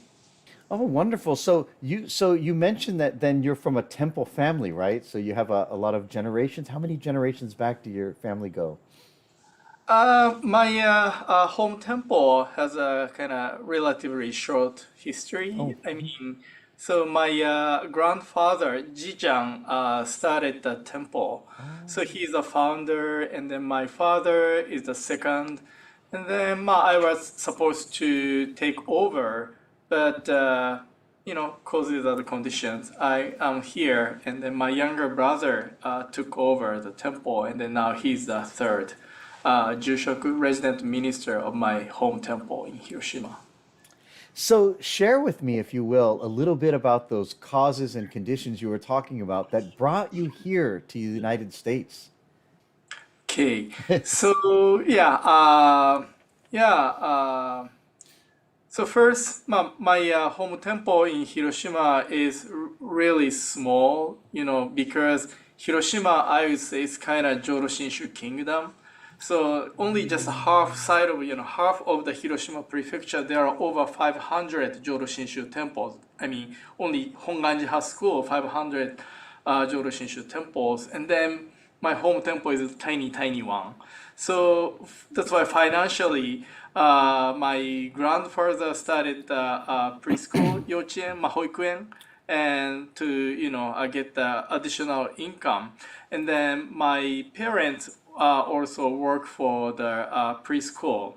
And so that's why, and then also my father used to be a school teacher, weekend helping the temple weekday school teacher. So, when I was a kid, maybe that's kind of my future life. I mean, maybe weekend helping the temple, and then weekdays maybe a school teacher. So that's why I went to school in Hiroshima, college in Hiroshima, to become a school teacher in the future. And then later, after finishing the college, I went to Ryukoku University to study Jodo Shinshu Buddhism. Because my father, I think I was a junior or senior, college, and my father told me or begged me, Kiyoso, you be a, Jushoku, resident minister in the future. So while you are still young, please study Buddhism and the Jodo Shinshu, because once you get old, it's really difficult, tough to study new thing. So he pushed me. So after finishing, college in Hiroshima, I went to Ryukoku University and then studied Buddhism and the Jodo Shinshu. And then when I was, about to finish my studies at the Ryukoku, my advisor at the Ryukoku, he used to study in the United States, so that's why my advisor pushed me to go abroad, and so that's how I came to IBS. And then I started my life in Berkeley since 2003. So you were mentioning that one of your professors / advisors when you were in Japan studying at Ryukoku University was actually the one that encouraged you to check out coming to America specifically, or just leaving Japan? Leaving. I would say leaving Japan. Go abroad and then study something different. Yeah. And so was America the first choice for you when you talk about leaving Japan and going abroad, or were there any other choices that you were considering? Yeah, somehow first, because of my kind of academic focus interest, my first choice was a University of Hawaii. But I kind of ended up, coming over to the IBS. Oh, interesting. Okay, wow, what a difference that would have made, huh? Maybe if you ended up in Hawaii, you might have loved it there and not left, huh? I wouldn't be here, probably. Yeah. Well, I'm glad in that case that I'm sorry for you that you missed out on Hawaii, but I'm glad you ended up here in the mainland. As you were working with the Honganji office, eventually something else changed with your career, and you eventually got assigned to a temple that you are serving now. Tell me about how that came into being. Yes. So right now I am serving the Berkeley Buddhist Temple and then Buddhist Temple of Marine, two temples in the Bay Area. And I started Berkeley Buddhist Temple January 2018. And then also I started Marine Buddhist Temple 2020. This is my great honor because especially BBT, Berkeley Buddhist Temple, when I was at IBS, I attended the Sunday service when I was a student. So I knew the temple members, and then, because closeness, Jodo Shinshu Center where I'm working, and then Berkeley Buddhist Temple physically next to the JSC. So it's a kind of natural transition for me, kind of easy transition for me to start serving the Berkeley Buddhist Temple. Yeah, so technically you work part-time for the Honganji and part-time for Berkeley and part-time for Marin. And in reality, you work full-time for 3 jobs. That's the reality of your life, I feel like. But, they're so fortunate to have you. And I wanted to ask you, what are some of the differences between your sharing of the Dharma at the temple level as a Kaikyoshi temple minister and in your capacity working for this large, further-reaching Honganji office? What are some of the differences in that? Yeah, Koichi-san, thank you. Yeah, for that question. Yeah, right now, Honganji office became kind of expanded to Jodo Shinshu International Office 2019 to develop more programs. And then, so Honganji office, JSIO, Jodo Shinshu International Office, is more like, bridging, connecting Honganji, BCA, Hawaii, Canada, and then South America, Europe. So, JSIO tries to connect all those, Jodo Shinshu followers here and there all over the world by developing programs. So this is kind of my, one responsibilities. So that's why it's interesting to go different places, to see different people, and then think about how to, spread the Dharma, like globally. And then, but the serving, temples, Berkeley Buddhist Temple, Marine Buddhist Temple is very, very important, precious experience for me, because, being a temple minister, doing, taking care of Sunday service, officiating a funeral service, memorial service, or involved in community events. That's how I can hear the voice, actual voice of people, or what people want, or what people expect. And then, so to develop programs, trainings at the Jodo Shinshu International Office, if I don't not familiar with what people really want, it doesn't, connect, or maybe we cannot develop effective ministry, or maybe we cannot provide effective programs. So in that sense, to me, being a minister at the BBT and the Marine Temple is really, really precious experiences. I'm learning, a lot of things, and then, members taught me many, many important things. Yeah, so I really appreciate my, time experiences at those two temples. Thank you very much, Reverend Kuwahara, for joining us here today. It was always a pleasure speaking with you, and I look forward to speaking with you again very soon. So thank you very much. Thank you. Thank you very much. ありがとうございました。南蛮打仏。I don't know how he does it, but he always has a smile on his face in his suit and tons of energy, Reverend Kuwahara.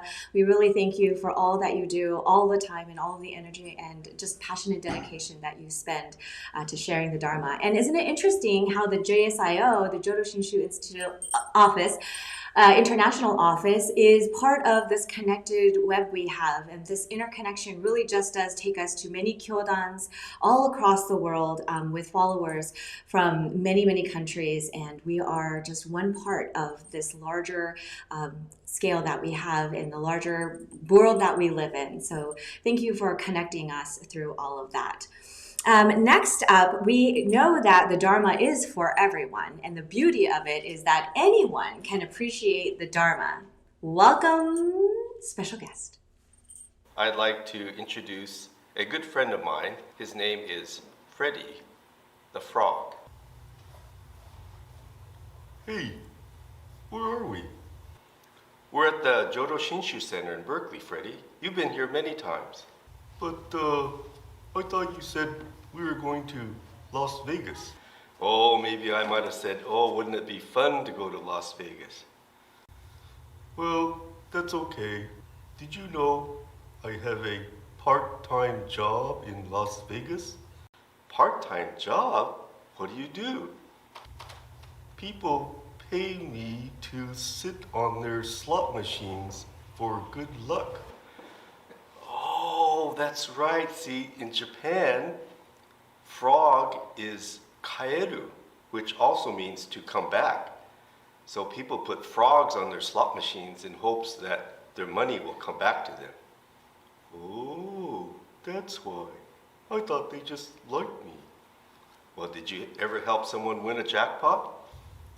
Yeah, one time a lady hit a big jackpot and she treated me to dinner. Oh. We went to a Chinese restaurant and I ordered fried rice. Fried rice? Don't you mean fried rice? Are you saying it like a Japanese? Fried rice? No, fried rice. Rice with flies. Oh, the waiter did look kind of weird at me. I don't know if they have that at Chinese restaurants in Las Vegas. Aren't you a pretty good cook yourself, Freddie? What do you like to make? I like to make gourmet pizza. Gourmet pizza? What kind of pizza is that? It's not like sausage or pepperoni? No, I like to make sashimi pizza. Sashimi pizza? Is that pizza with raw fish on top? No, just raw pizza. Sounds kind of chewy. But my favorite is natto pizza. Natto pizza? I bet a lot of people don't even know what natto is. You know, those slimy Japanese beans that look like boogers. That is one very good way to describe what natto looks like, Freddie. So, here we are at the JSC. We eat pretty good here, don't we? Oh, yeah. Michael Endo is a really good cook, and I love Judy Kono's scones. Is that why you gained so much weight? Yeah, we eat so good here. It's hard to lose weight when we come up here all the time. So, do you know about this weekend, Freddie? No. What's going on this weekend? We're celebrating the BCA 125th anniversary. 125th anniversary? That's a long time. That's a long time. That's a long time. How old are you? Well, I'm 70. 55 years older than you? That's right, Freddie. 55 years older than me. 125 years. Whoa. How did it last that long? Well, only because of many dedicated ministers and lay members over those past 125 years who built churches and temples and built our national organization. And that's what we celebrate and honor at this special anniversary this weekend. Whoa. Well, what did they keep going? Well, not only temples, but they kept the Dharma going. The Dharma, like the Nembutsu, Namu Amida Butsu. I still have a hard time with that long word. Really? Namu Amida Butsu? Yeah. It's just so hard to say. Well, why don't you try to say it? Okay. No. Namu Amida Butsu. Well, that's okay, Freddie, but you don't have to put the emphasis on the mu. You don't have to say Namu Amida Butsu. It's just Namu Amida Butsu. Oh gosh, so hard. Try again.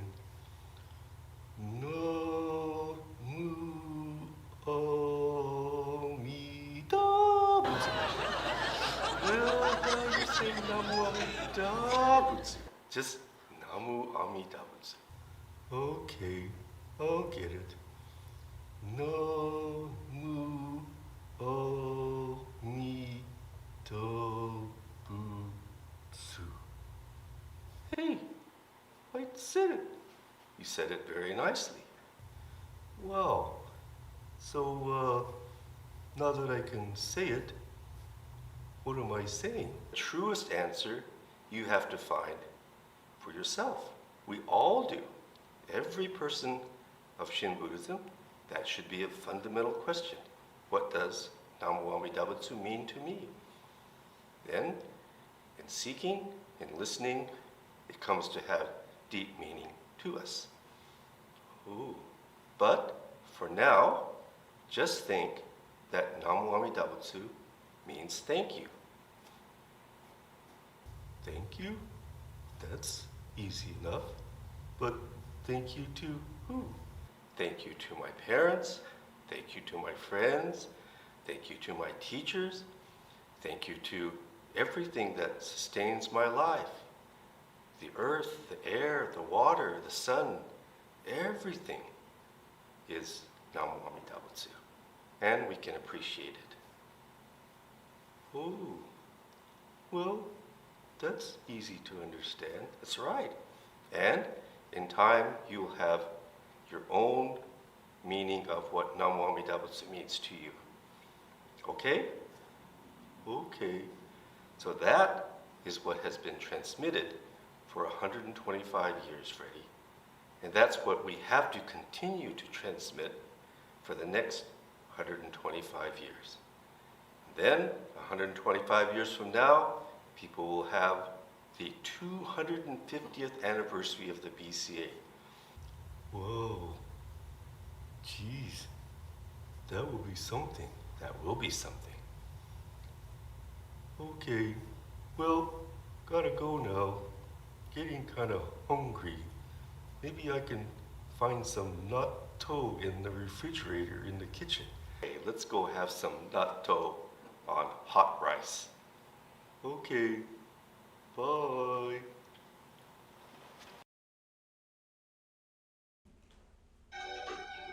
Welcome to the Minister of Magic! Welcome! Reverend Nobuo Miyaji has joined us here today, live at the Jodo Shinshu Center. Konnichiwa, Gordon-san. Long time to see you. Thank you for coming, Sensei. Thank you. First of all, it's okay now? Yes, please. Okay, I have a paper here. Okay. All right, not so big paper. Okay, I'm gonna tear off a little bit more here. Here, we have a paper, right? Okay, now I'm gonna put it in this one. Just okay. Come on, this way. Okay. Okay, so. Where did it go? Where did it go? Oh my goodness! Okay. Amazing. So I like Trump. You know, I favor Trump. Sensei, we try to be politically neutral here, so we shouldn't talk about. No, Trump. Oh, Trump. I'm sorry. All right. Okay. My mistake. Okay. Here. All right, Trump. We got it. Yeah, sure. All right, got it. So look at very carefully. All right, very professional, right? Yes. Very professional. Yes. All right. Now, how about this one? Okay. Ah, beautiful. Yeah. All right, got it. All right, now you can't divide it by two stacks. So just cut it like this. Put it here. Okay, put it here and 1, 2, okay. 1, 2. Anywhere? Yeah, like 1, 2, 1, 2. Yeah. Or 1, 2, 3. Yeah. Like Yeah, like that. Like no. Oh, 1, 2, 1, 2. Okay, like this. Yeah. So. Very good. You're Jodo. Hi. Oh, you're good. Oh, anytime you can stop it. Okay. Anytime you can And stop. Whatever you want. Stop. No. One more. Go ahead. No. Are you sure? I don't touch. Okay. Now I stop. Okay. Now. Do you remember what comes next? Okay. Split one more time. One more time. Okay. Keep doing. Yeah. Keep doing. Yeah. Do that. What's mom saying? No, mom. お母さんは違うもの言っていますよね。お母さん、次は何ですか？次は何ですか？ All right. Okay. Let's see. Oh my goodness. This is a live show, ladies and gentlemen. This is live. Okay. Here. All right. Then put it here. Okay. Yeah. Oh. So you got it. Yeah. Got it. All right. Let's see. I'm gonna go this one. Let's go next one. Next one. Sorry about that. Okay. Now, magician. Sometimes mistake. Hi. So now, may I borrow your $50 or $20 something? You want my money? Yeah. You have money. I have Are you sure? Oh, you know what? I happen to have some money right very here. Very good. All right. Nice. Wonderful. Okay. I put it this way. I hold this way. Okay. Like that way. Yeah. Right? Yeah. Here. Yeah. And here. Okay. Now, you I gotta put this one. That's. So it's okay now? No. So it's okay now? You want to do that? No. You do that. I'm not gonna do it. No, this is your $50, so it's okay. I push it down? Yeah, push it down. Push it down. Yeah. All right. Hey, look at that. Oh, no. Sure. Oh my goodness. Can you see the hole here? Yes. So you were $50. Oh, sorry about that. You cannot use that anymore. Though. No. Oh, how about this one? It's okay now? Wow. All right. Thank you very much. Please, wonderful program. Join us our program, okay? And donate more than $50. No. Thank you. Oh, yes, Thank you very much, Sensei. Thank okay, you. See you. Back to you, Michiko. Ministers of Magic, all kinds of different shows and wonderful things for the children, a part of the FDSTL, part of community and Dharma School kids as well. So we really appreciate having to be able to share all of that. All right, next up, talking about FDSTL.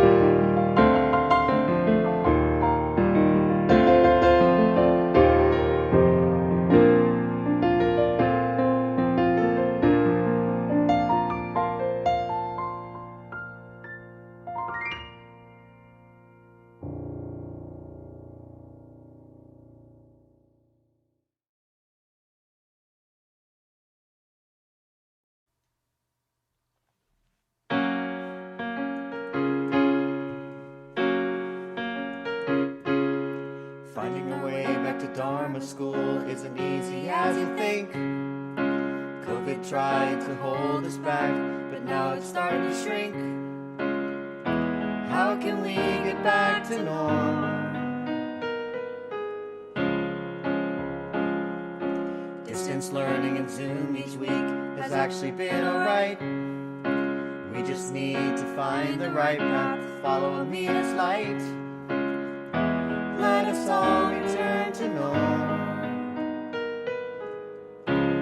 Sometimes you want to go where Amina Buddha calls your name. Go back to temple once again. We're going back to Dharma school. We can hardly wait to see you all in Dharma school again.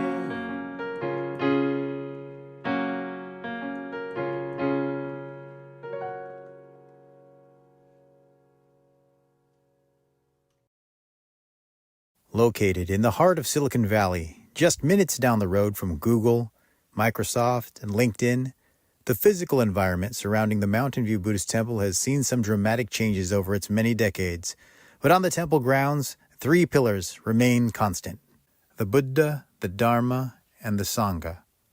But it's the continuity of our Sangha that has kept the temple strong throughout the decades of change. Earlier this year, we were able to celebrate one such example as we recognized Dharma school teacher Frances Sawamura for her 60 years of teaching.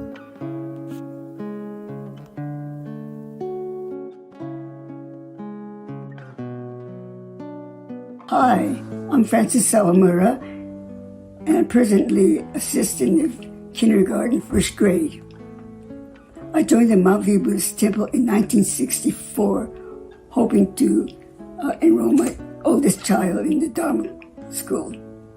Enrollment at this time was increasing, and they needed more volunteers in the classroom. I had no experience in teaching, but volunteered anyway.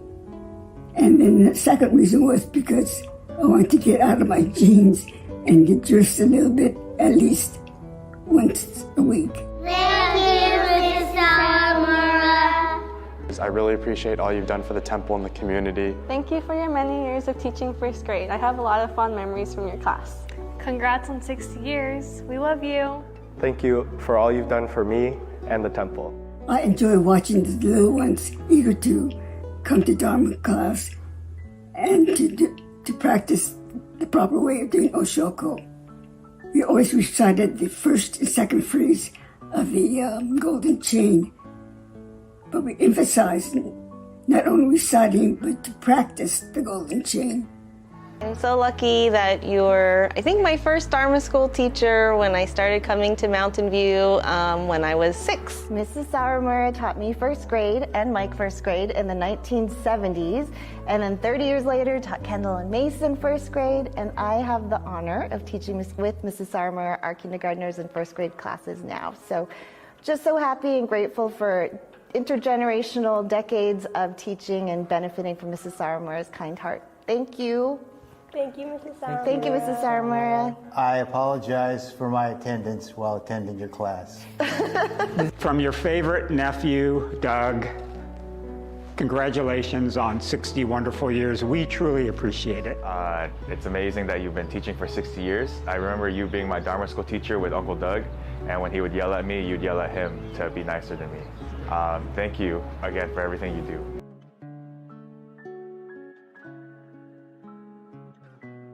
Hi, Mom. It's your daughters, Jackie and Jamie. We, along with so many other generations of kids you've taught and teachers you've worked with, just wanted to say thank you for your hard work and dedication to being a Dharma school teacher for 60 years. Congratulations. Congratulations, Mom. We love you. I am most proud of our former Dharma school students become ministers of our BCA. Reverend Kenneth Tanaka, we have Reverend Dennis Shinseki, former school teacher Bill Briones, and Devin Matsumoto. Namo Amida Butsu.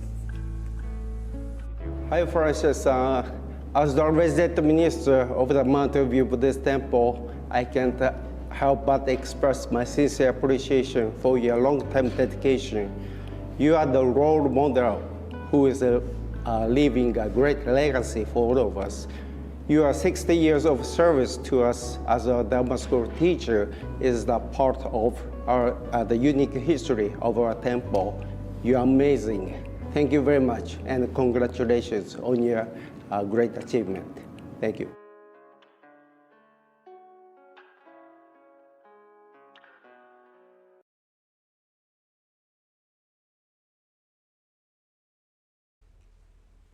We want to say thank you so much to all of the Dharma school teachers that have dedicated so much time and effort to their students in their areas. It is through their teaching and loving spirit that we are able to continue sharing this Dharma with our young students. So thank you so much for all of your dedication. And next we will see the Federation of Buddhist Women's Association. I also wanted to mention that this is actually another connecting, unifying program that the BCA offers as well as part of this larger network. So we're able to have individual chapters at our temples, and they're all able to connect in this federation or federal or national groups that we serve, so that we're able to see more people and meet more people and just widen our network of folks that we're able to interact with. So isn't it a beautiful thing? Federation of Buddhist Women's Association.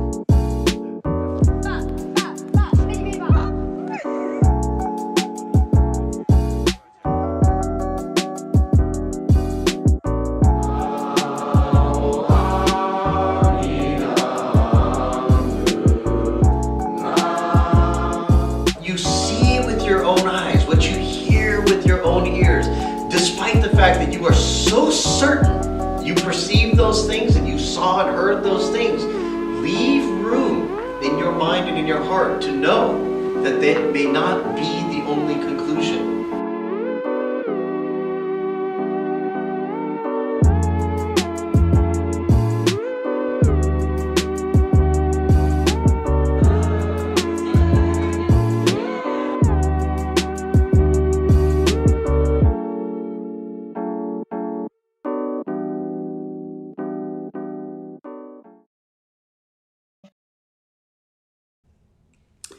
Thank you. We just saw a bunch of great videos. That last video was the BYR program. It's the BCA Youth Retreat program, which I have the honor of being able to help facilitate along with the rest of the CBE staff, Reverend Jerry Hirano, Judy Kono. That's a really wonderful and exciting program. It's coming up again in the summer. Usually at the last week of June, we encourage all of your YBA students to attend that retreat. If you need more information, you can always check the BCA website for that. I also want to just give a quick reference to the last videos that we saw with the Federation Dharma School Teachers Leagues and of course the BWA, the Buddhist Women's Association groups. If your BWAs are anything like mine at our home temple, they are a wonderful, wonderful powerhouse of people that come together. They do so much for the temple. There's just so much history with them, and they do so much hard work, and they donate. They're just a wonderful group, so I just wanted to express my appreciation to all of them. Let's continue on with our journey today, and let's check in with our phone operators. Let's see how they're doing downstairs. And we're back live in the call center here at the Jodo Shinshu Center. Be sure to call in at 415-634-7114. We want to keep them real busy, so we hope to hear from you soon. Come back to me. And, you know, this just in, we have donations coming in, so thank you so much for all of your generous donations. There's no donation that is too small or too large. But anyway, we just wanted to thank all of you for your wonderful participation. It means so much to all of us here that are working hard to make BCA what it is today. Let's continue on with our journey, and let's move into the Southern District and take a look at Gardena Buddhist Temple.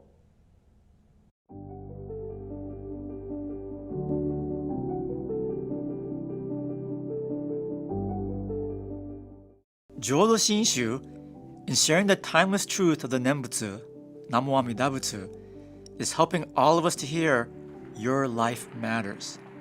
The Nembutsu is the heart of our Wisteria Chugakko and is designed into all aspects of our program.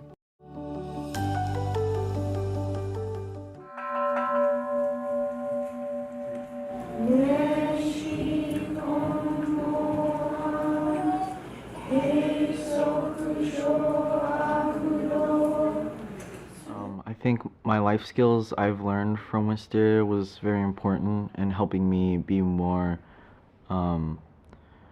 active in situations, and then also one-on-one meetings with Reverend John really helped me understand Buddhism more. The Nembutsu promises to embrace and forsake none. At Wisteria, we build community by working to help everyone feel welcomed, students, parents, and teachers alike. I feel like I matured in a sense of knowing responsibility and understanding that when others need help, it's the best to help them because you never know what they're going through. And I've seen a lot of teachers here at Wisteria help students, especially when they need it the most, and it made me feel better and made my day better and honestly changed who I am as a person.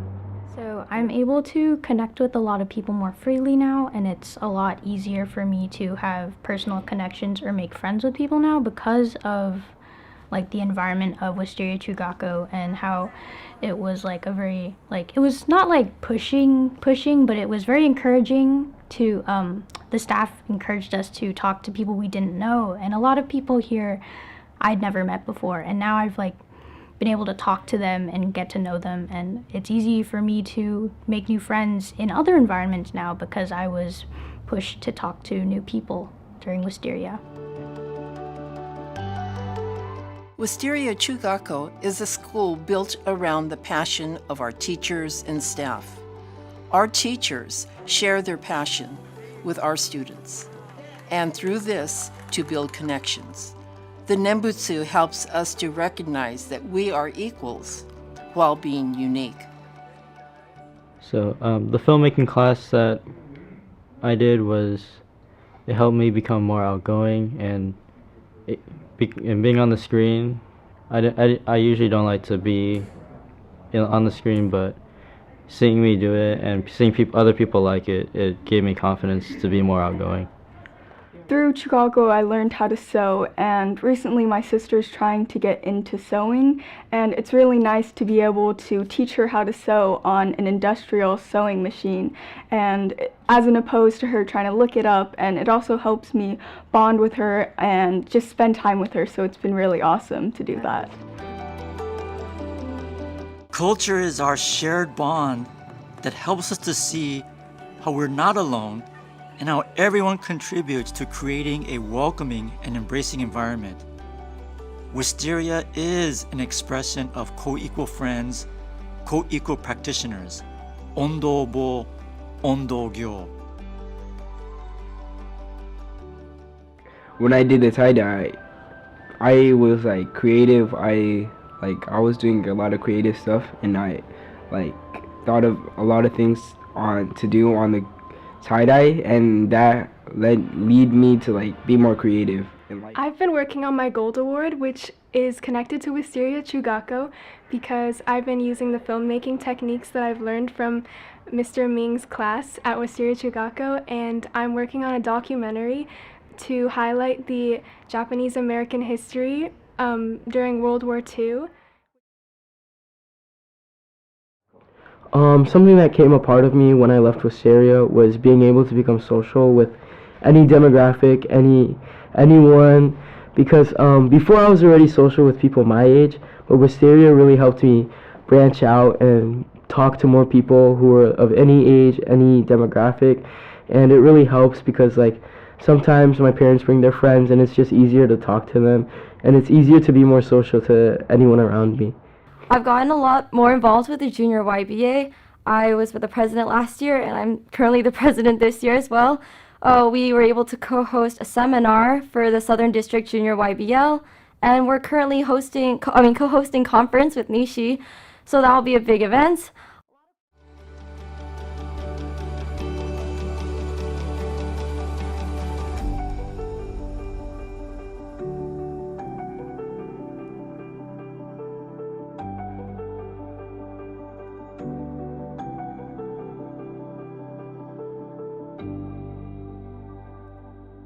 Join us in moving the Dharma forward with the Buddhist Churches of America.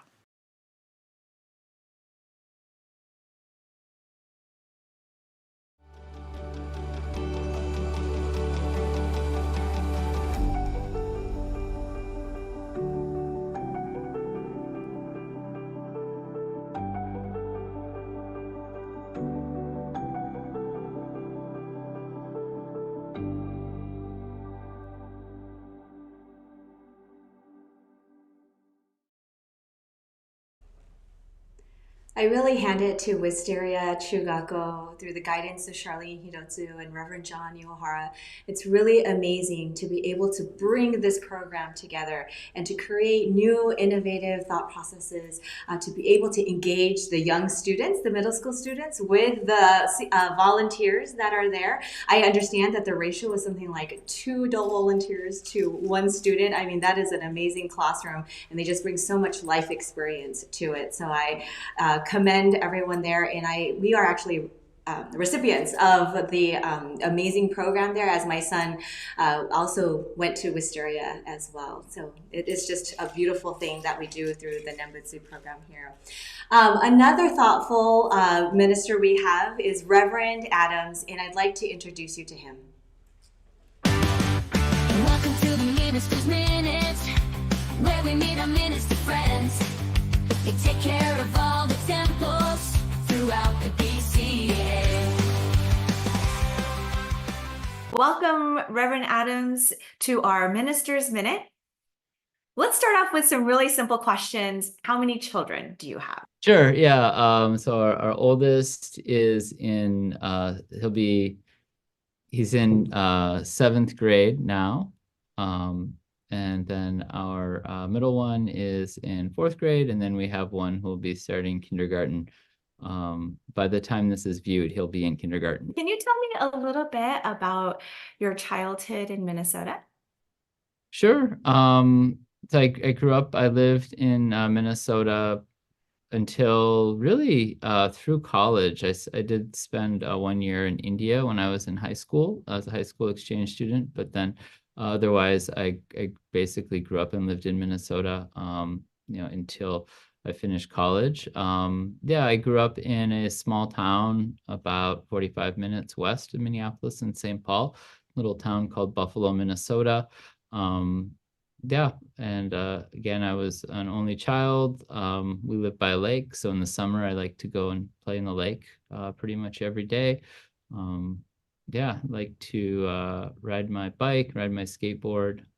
We hosted a lot of exchange students. My father was in the Rotary Club, and so we would host students through the Rotary, had a youth exchange program. So the Rotary, for those who might not be familiar, is a community service organization consisting of professionals from all different, walks of life.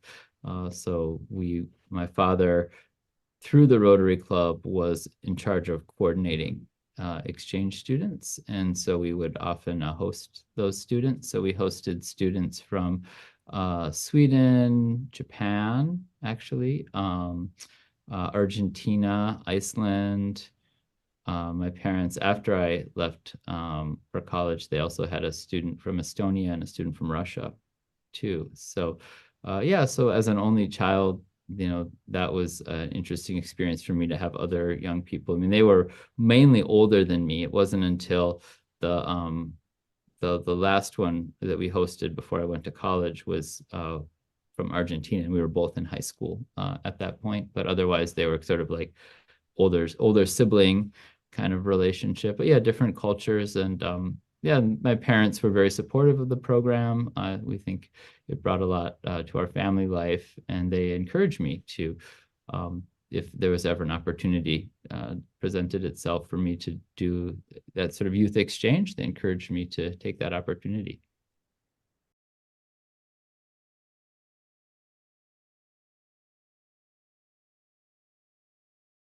What kind of people did you meet in India, and what was the experience like being thrown into this metropolis?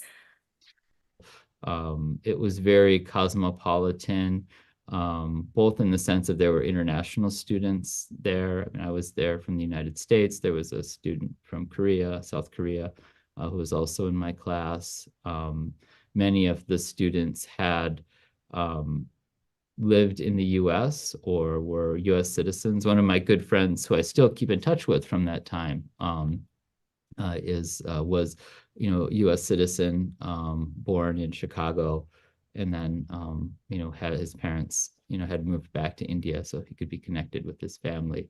But also people all over from all over India. So it wasn't just people from South India. My close friends were families from the Bombay area, Mumbai area, families from other parts of South India, families from Bengal, like all over the country. One of my good friends was from Punjab, and religiously also very diverse. I mean, I had friends who were Hindu, Jain, Parsi, Sikh, Muslim, Christian.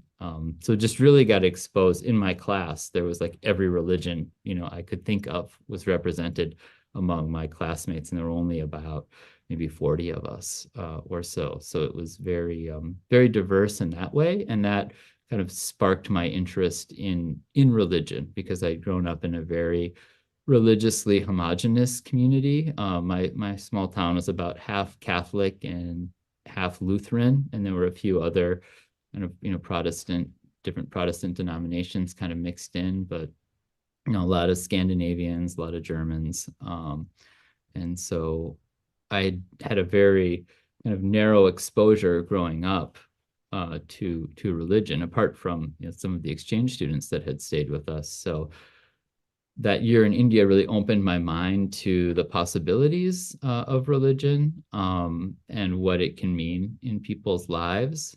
At the same time, growing up in a family that was, church going, we'd go to church every Sunday. My father had gone to high school at a Catholic boarding school that was at a Benedictine monastery.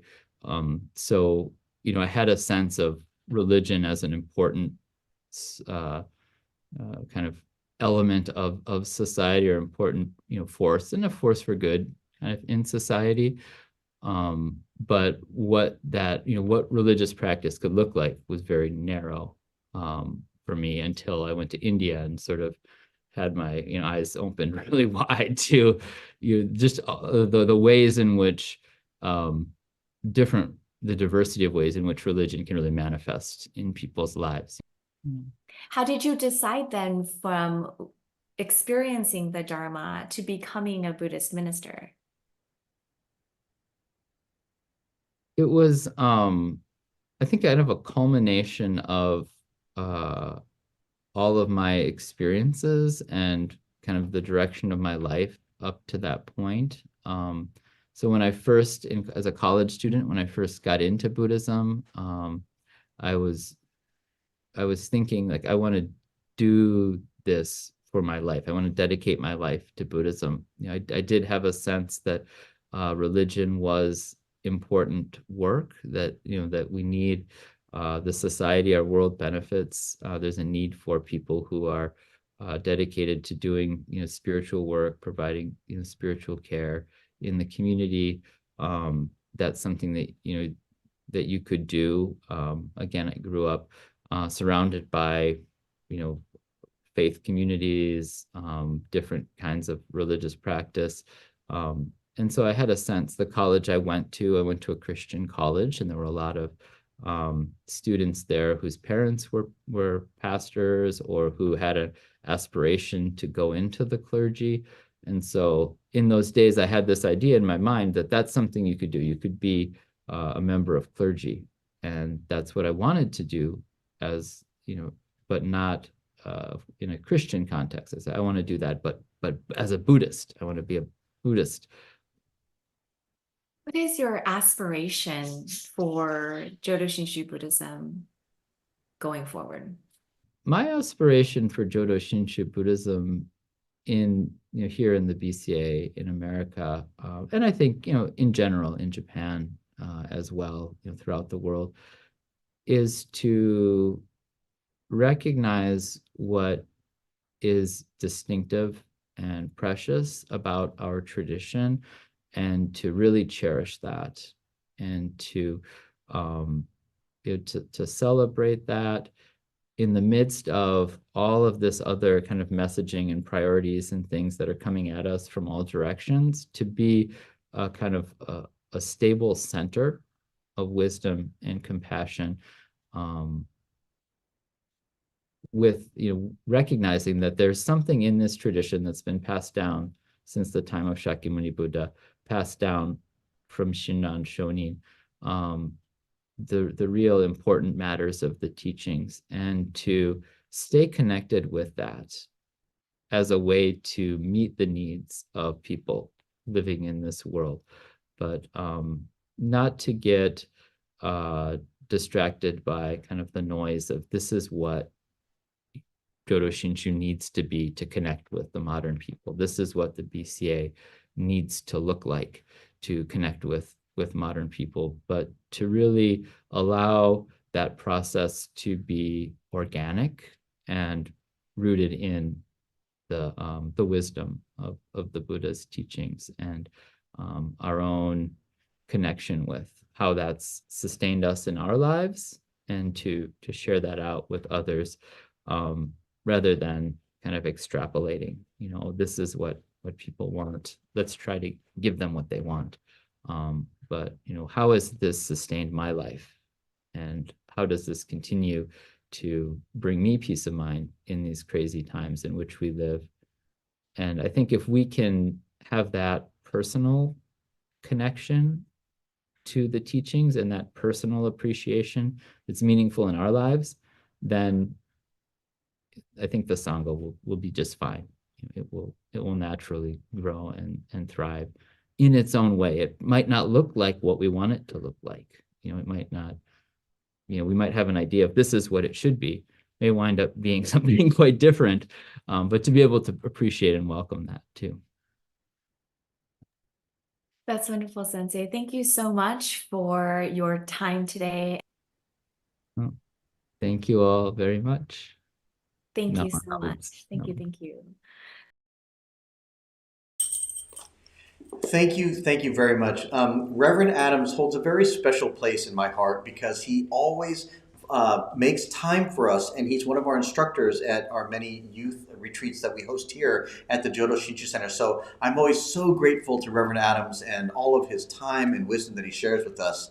I'm also reminded in listening to his interview when he spoke about his travels to different countries, it reminds me of the many BCA programs we have as well. Most recently, I just participated in the Yabixi program, which is the Honganji Youth Exchange program. And it's an amazing, amazing program that BCA helps sponsor. They work with the Jodo Shinshu International Office. Just so many people come together. But it's just a wonderful, wonderful program. It really is. It's one of the programs that I went on as a young student, and I still have friends from that program today that we go to temple with. And so it really just does create these amazing connections with folks.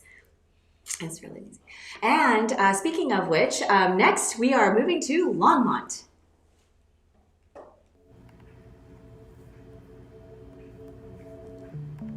Longmont Buddhist Temple was founded in 1925 by the local Longmont Japanese community and their families. They first conducted services out of Kikutaro Maeda's home in Erie, Colorado until 1929, when they erected a building in Lafayette called Showa Hall. They became a branch of the Tri-State Buddhist Temple with services held once a month.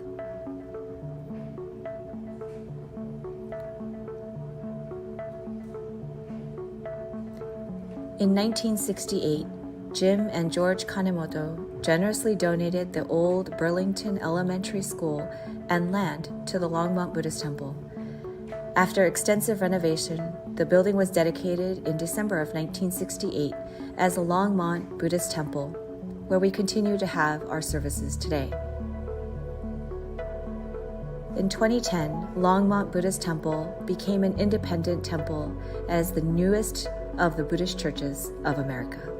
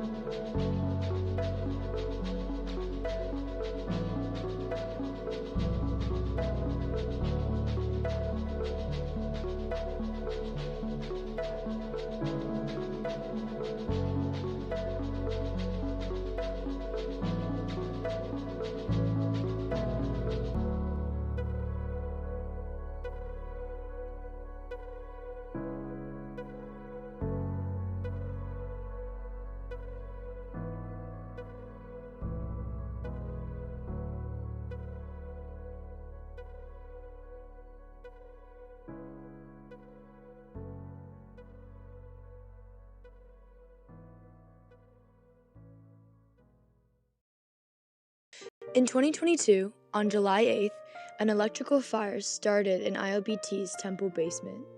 Many were scared that the legacy they received from the Issei and the Nisei were destroyed. Luckily, the Onaijin was spared fire damage, and through the resilience and heart of the Sangha, reconstruction began. On a star and wake up where the clouds are far behind me, where troubles melt like lemon drops away above the chimney tops. That's where you'll find me, somewhere over the rainbow. Bluebirds fly, birds fly over the rainbow. Why, oh, why can't I?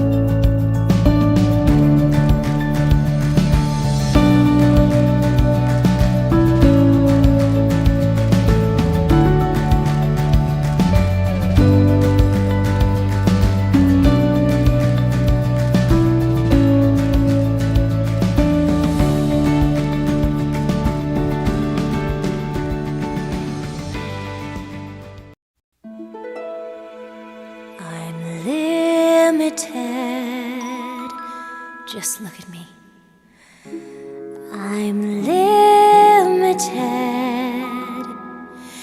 And just look at you. You can do all I couldn't do, Glinda.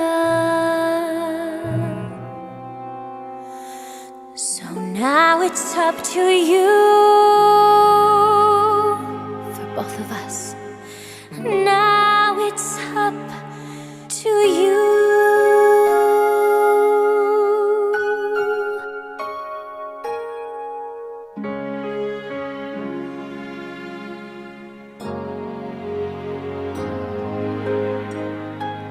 I've heard it said that people come into our lives for a reason, bringing something we must learn, and we are led to those who help us most grow if we let them, and we help them in return.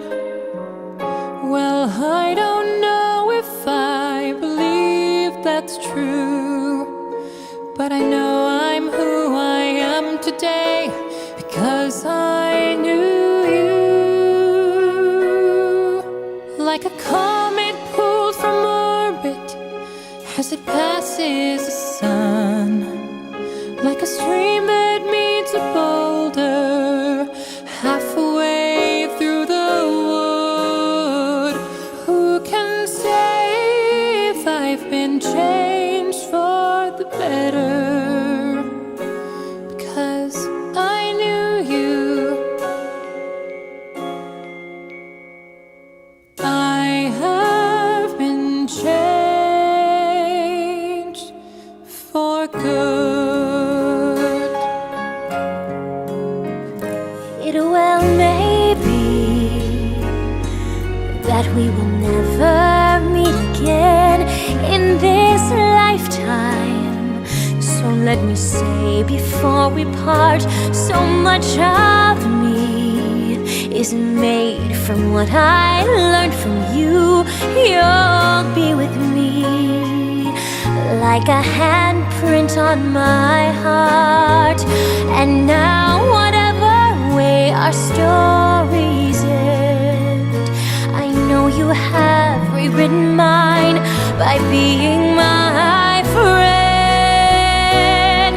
Like a ship blown from its mooring by a wind off the sea, like a seed dropped by a skybird in a distant wood. Who can say if I've been changed for the better? But because I knew you, because I knew you, I have been changed for good. And just to clear the air, I asked forgiveness for the things I've done you blame me for. but then I guess we know there's blame to share, and none of it seems to matter anymore. Like a comet pulled like a shepherd from its moorings by a wind off like a stream that beats like a seed dropped by a halfway through the wood. Who can say if I've been changed for the better? I do believe I have been changed for the better. And because I knew you, Because I knew you. Because I knew you. I have been changed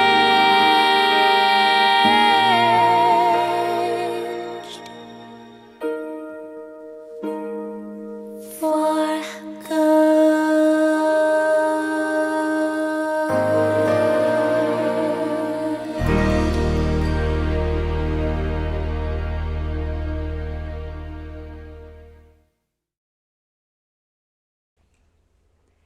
Idaho, Oregon, Seattle, Lahaina, fires and devastation happen.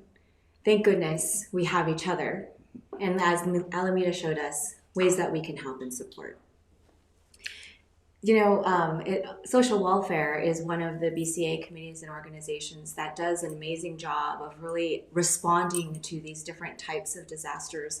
And they do make available money to temples for grants as well. So please do reach out to the Social Welfare Committee in ways that you can help support other organizations in your areas that may need some additional assistance as well.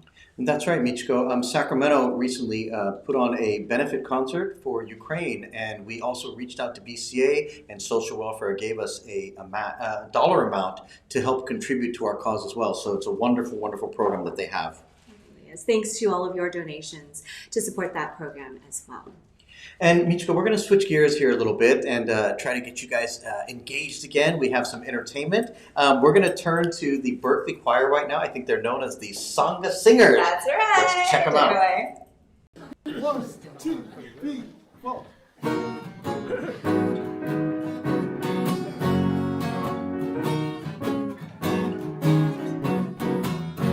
It's time to come on home. Time to come on home. Time to come on home. Home to the light and light.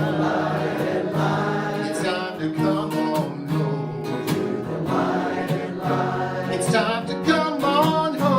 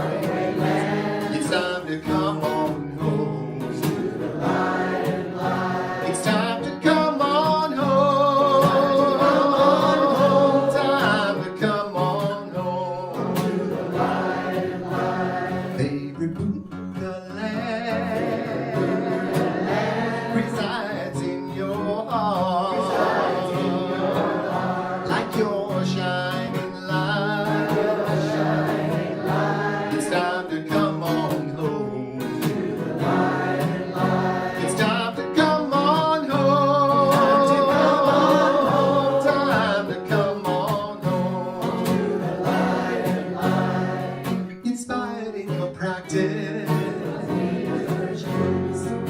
Peace is joy awakened. Bodhisattvas have vowed to spread the primal vow. Don't rest now, don't you rest. It's time to come on home to the light and light. It's time to come on home. Time to come on home to the light and light. It's time to come on home. It's time to come on home to the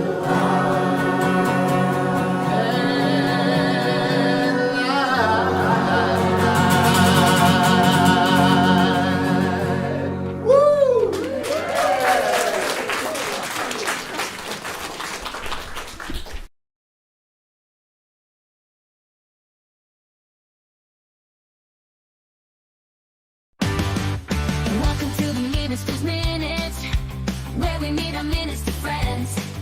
They take care of all the temples throughout the BCA. We are here today with Reverend Melissa Opal of the San Francisco Buddhist Church. We are so excited to meet Sensei here on our Minister's Minute. Welcome, Sensei. Thank you. Thanks for having me. Can you tell me a little bit about how you wandered into the temple atmosphere and how that kind of came to be? Yeah, wander is a really good word. Yeah, I was raised Catholic, and I left when I was 18. Like as soon as I got to college, I was like, I don't want organized religion. I don't want to do this.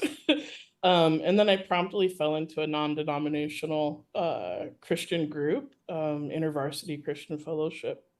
At the time, to start off with, it was really different. It was fun. But it ended up being a very kind of controlling atmosphere. And then, but all my friends and my social circle was now involved in it. And so I just kind of got more involved in what turned out to be more like evangelical Christianity. And, I started having some questions, but kind of, pushed them down.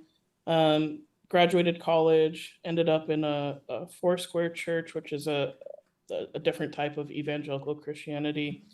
And then in my early 20s, I came out. There had been, in college, people had asked me if I was gay, and I would, no, absolutely not. And honestly, I don't think I had even made the correlation. I was just so focused on school and what I was doing. It just really wasn't room to ask that question. And so when I met my now wife at work, that was kind of when there was finally an opportunity to be like, oh, why am I attracted to this person and want to have a relationship with them? And so when I came out, at the time I was helping lead worship, and I had just been asked to be the youth pastor as well. And I thought, oh, we should have this conversation. And so when the conversation was had, it went really poorly. I was asked to break up with Becca, to move in with my pastor and get some therapy for being gay. And we left that conversation. She was there as part of the conversation, and just had these really big, is this what we want to do? We both came from really intense Christian backgrounds where being gay wasn't allowed. And so, ultimately we made the decision to leave, and ended up being very painful. We lost all of our friends. At one point, we actually had hate mail sent to our house from what we think was a former member.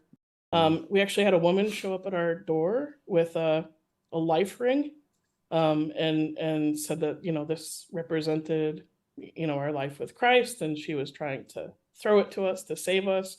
So it was a really painful experience. But through that pain, it gave me the opportunity to finally ask the questions I had been stuffing down. And so when I started asking those questions and started kind of viewing my belief system away from the influence of other people, I found that it just wasn't a fit for me. Like for anybody else that it's a fit for, I'm great, I'm happy for them. But for me, it wasn't it. So I went without religion for like, I don't know, 7, 10 years, somewhere around there. And then life started to get very difficult. And my wife and I started having marital problems, and there just really wasn't solutions. And so decided to do some counseling and kind of dig into what was going on. And my therapist said, the problem is that you're a spiritual person and you have no outlet for that. And you kind of sound like a Buddhist. So she assigned me Living Buddha, Living Christ from Thich Nhat Hanh and told me to go to the local temple. So I did. We went. It was Bonadori. Ended up getting to speak with a minister's assistant who told us why he had chosen Buddhism. He was also a convert to Buddhism. And he was very emotional in his response. He started crying when he was talking about it. And he just didn't look like the kind of guy that would normally cry. And so there was something about his genuineness that was really drew me in. So we went back the next week for service and never left. And this was in Spokane. Yes, yeah, this was at the Spokane Buddhist Temple. Do you think that the congregation makeup in Spokane was helpful to the processes of becoming a part of the community there? I think what was the most helpful about the Sangha, about the congregation, was that they were very welcoming. And I think that they were used to dealing with newcomers coming in, and they were kind of prepped for it a little bit. So, they were just really friendly and kind. And I think the other aspect was that there were other gay couples present. And so we could actually kind of sit and watch how they were being treated by the rest of the people. When you were at Spokane, what was the time frame like? Was it a couple of years before you, I guess, when you first visited, to the time when you felt that you were in it to win it? That's a good way to say it. Actually, it was a process, like over, about a couple of years, I would say. Because there would be, like when we very first came, I had a very emotional reaction to chanting. And I remember, like crying, like, oh, I'm not crying, and because it just resonated really deeply in me. And then the Dharma talk did as well, like just the different subjects and the way that life was kind of being handled really spoke to me. But then, I didn't quite understand the doctrinal stuff. And, I think that I was still in this process of shedding, a number of years of being taught something through a very specific lens. So, like when you hear Amida Buddha, you're like, oh, is that the same as Christ? And so that bugs you because you don't want it to be. And so it takes a long time to really start to understand the depth of understanding and the differences. And in fact, it wasn't really until Dr. Blum, he was giving a lecture, and I asked the question and about the comparison between Amida and Jesus, and he was like, if you believe that they're the same, you're just wrong. He's like, there's nothing else I can do to help you with that. Like, you have to figure it out for yourself, but just know you're wrong. And, sometimes like hearing something like that, it is like a red flag. But in this case, it was like, oh, that's just what I needed to hear. Because, Buddhism and Christianity, the way in which the world is viewed and the person is viewed is completely different. And so we might have similar words, but they don't mean the same thing. And so that's why it was such a process, because it was like, oh, what does it mean? What does the self mean for me? What does faith mean for me? What does belief mean for me? And so with each of those things, I had to unpack what I had learned and then understand that like this is not the same. So that's why that process was, I would say, like so up and down. There was no way for it to be a very linear process. But after, I would say after like a couple years, maybe not even a couple of years, might have been even just like a year and a half, I was like, no, this is definitely the right spot for me. Thank you so much, Reverend Opal, for a wonderful conversation. Every time I speak to you, I just feel so enriched with all of our ability to be able to converse and be a part of the same community and all the causes and conditions that brought us together. So I'm really grateful to you and to our community for allowing that to happen. Thank you so much. Appreciate your kind words. Thank you. Thank you.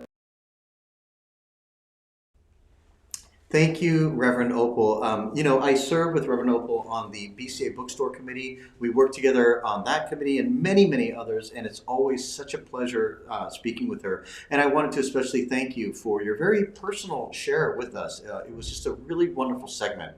I also wanted to mention another thing. We looked at the Berkeley Choir, and Tony Hale was one of the members of the Sangha Singers, and Tony Hale and his son Romer also performed. That's right, with D.I. Lewis. D.I. Lewis. And that was at the chef's table here at the Jodo Shinshu Center. It was a wonderful Dharma Forward event where we had all the chefs come together. We had special guests here, and it was just a really wonderful evening. It was so fun and such great food. We have wonderful chefs within our BCA community. And I also wanted to mention that we are over $11,000 right now. So congratulations, everybody. The call center is still open live. Please go and click online and make your donations, however big or small, $125 to $1,250, $12,500. I mean, anything is amazing. Thank you so much.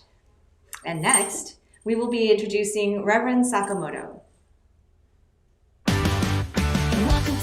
Minister's Minutes, where we meet our minister friends. They take care of all the temples throughout the BCA. We are joined here today by Nimban Gerald Sakamoto from the San Jose Betsuin. Welcome, Sensei. Hello. Good to see you again. Thank you for this invitation to join you. Thank you so much for coming today and making time out of your busy schedule. Tell us a little bit about where you grew up as a kid and what your temple life was like, if there was any at that time. So I grew up in Honolulu, Hawaii, in a district called Mo'iliili. And when I was growing up, and Mo'iliili is right below the university. Right now is a very bustling, thriving community. And it was when I was growing up as well, except the main street, University Avenue, that goes from Kapiolani up to the Manoa campus, University of Hawaii Manoa campus, used to be a dirt road. And it was in a few years, I guess was maybe in the 60s, that they began to build the University Avenue. But when I was going to Dharma school, we used to walk along a dirt road to go to the Mo'iliili Honganji, which was a wooden structure, as most temples were at that time. And that's where we grew up, going to those temples. My mother was involved in the temple, the BWA, and she became president at one time, the state BWA, but she was also a flower arrangement instructor, and she did that for some 50 years. Wow. And so she was very involved with those things that were that you would normally find at a temple. My father was a auto mechanic.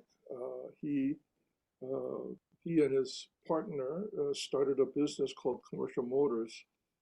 He used to work on heavy equipment, and his partner took care of the front. It was kind of like a Napa shop, and his partner took care of the front, and he used to do the work in the back.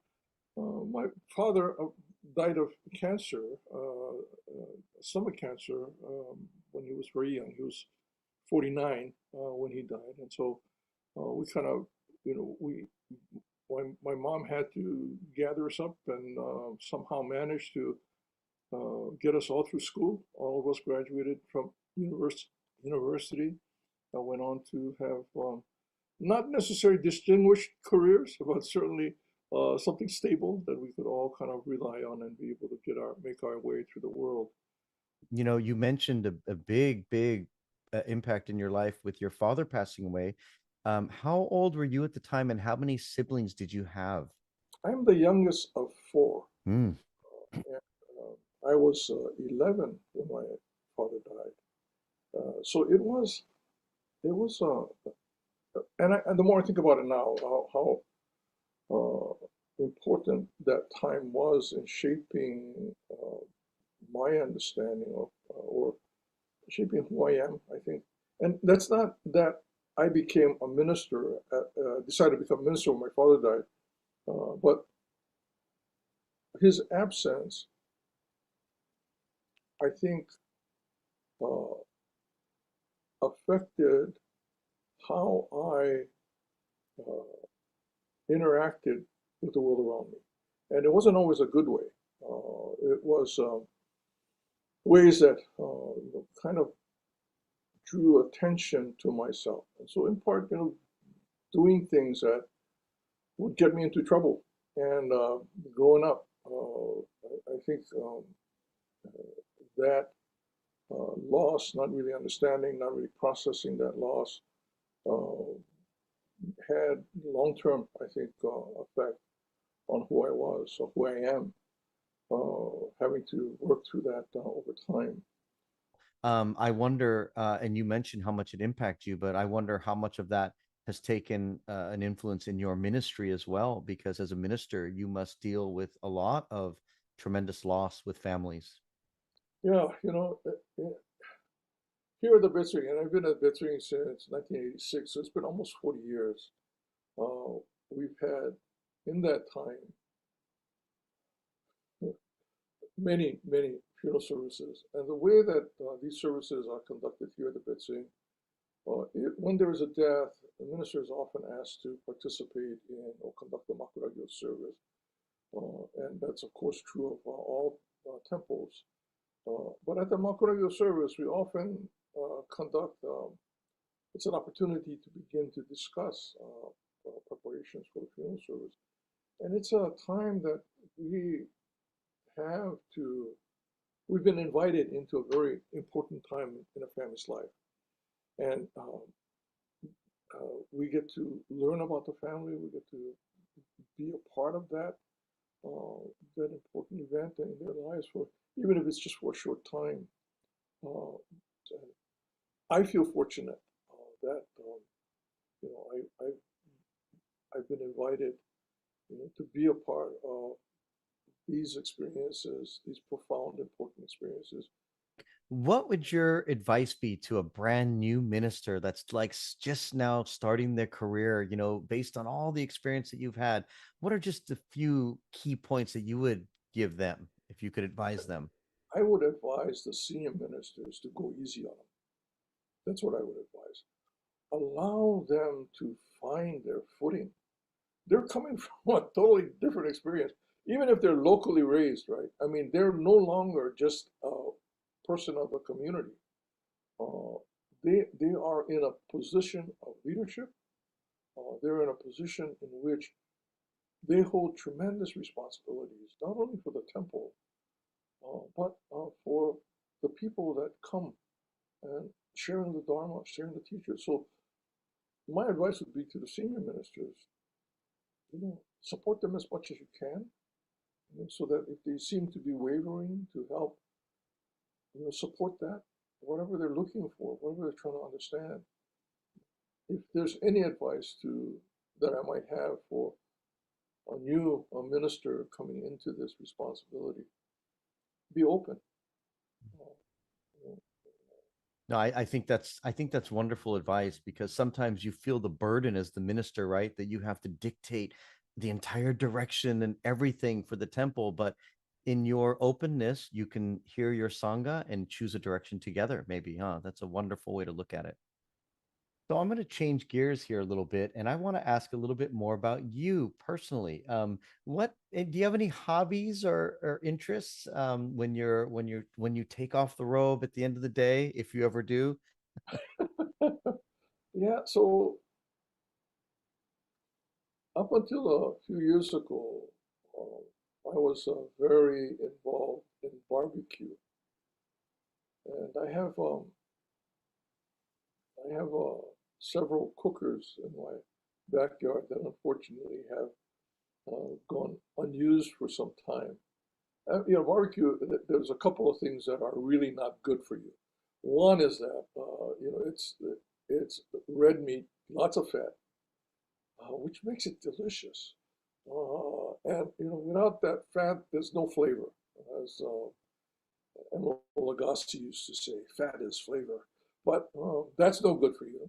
At least too much of it is no good. So Buddhism is good in reminding us. But also environmentally is not good. Beef is not a real environmentally sound way of feeding ourselves. So you typically, when you do barbecue the slow cook, you do a lot, don't you? Don't you do a big serving size? It's a brisket will be 12, 15 pounds, a full pack of brisket. It has both the flat and the nose on it. So, yeah, so it's a big to me. So would you say, Sensei, that the enjoyment is not just the barbecue, but perhaps it's also the sharing of it that is almost equally as enjoyable? No.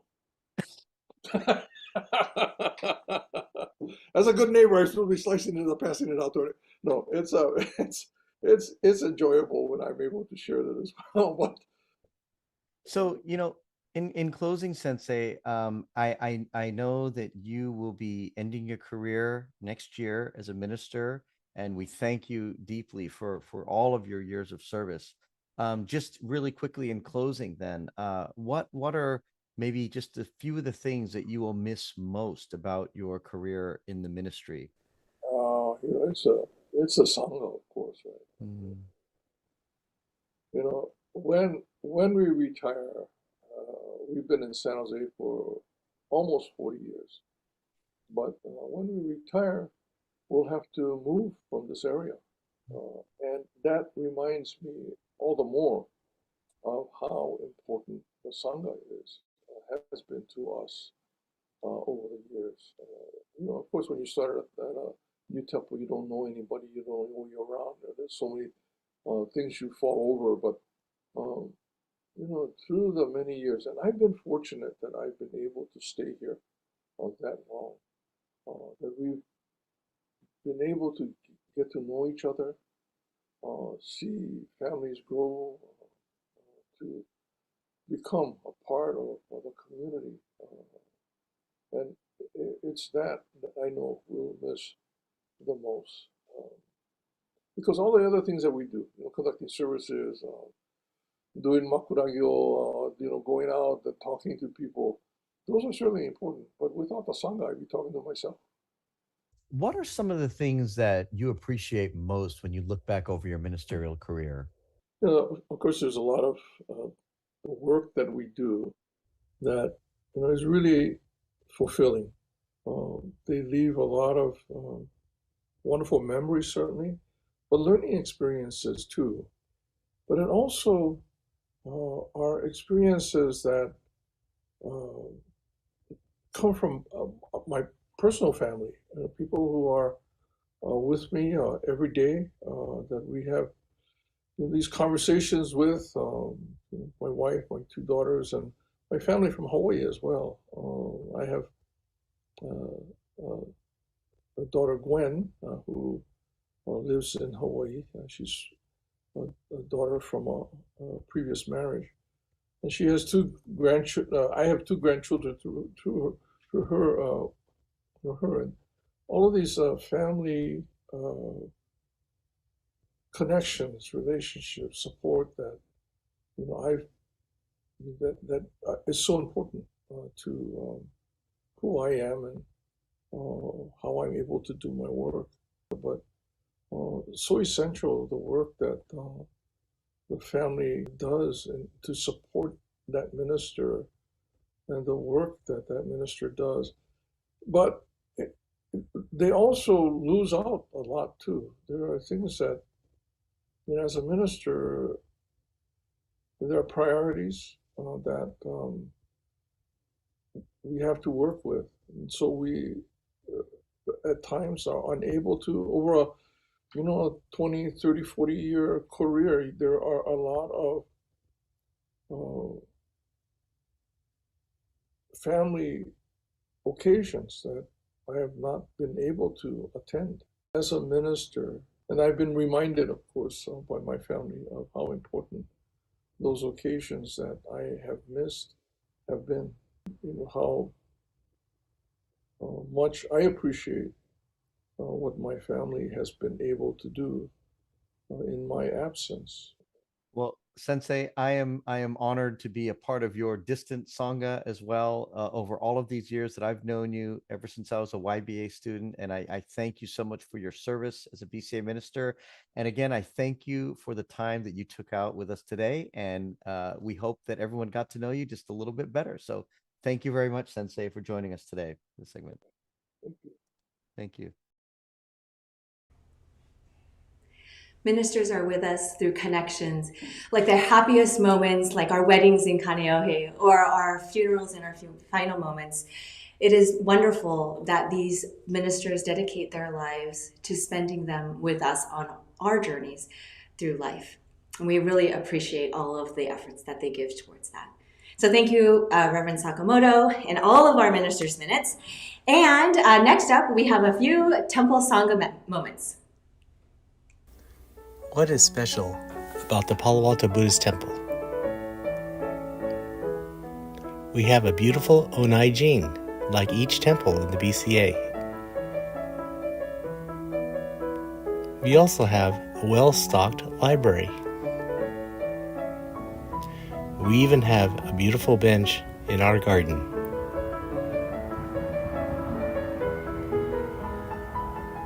The Bay District thinks we are special because we have parking. Or perhaps it is our umbrella courtyard that makes us special.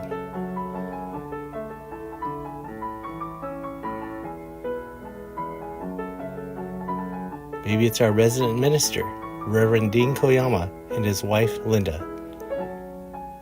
All this is great, but what really makes the Palo Alto Buddhist Temple special is its Sangha.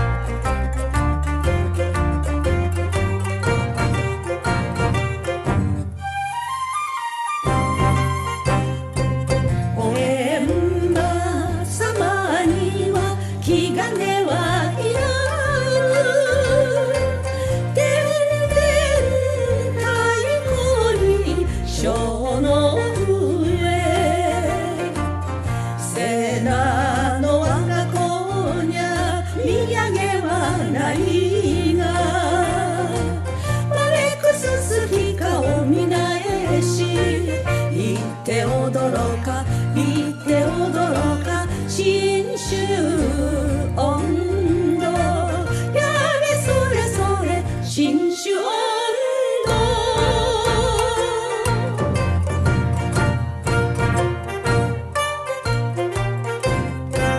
お寺のイチョウが木陰に散れ寒さ身にしむ冬の空合わす両手は冷たいけれど生きるおかげがほのぼのと調子揃えて調子揃えて新種温度やれそれそれ新種温度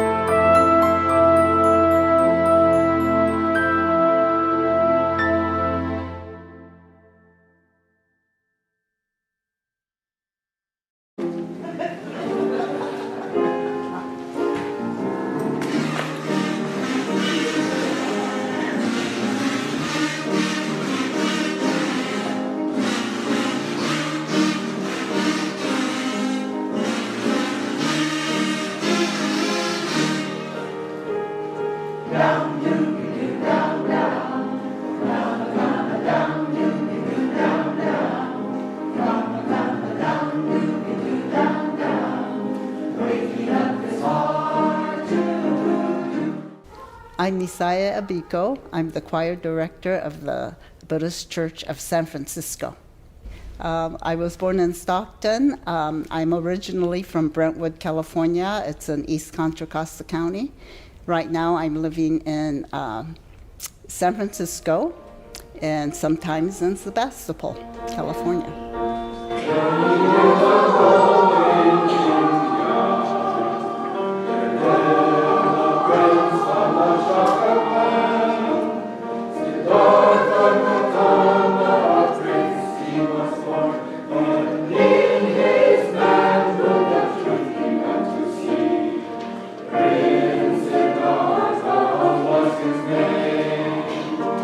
3 years prior to our being transferred to San Francisco, the BCF choir was disbanded, so there was no choir, as far as I know anyway.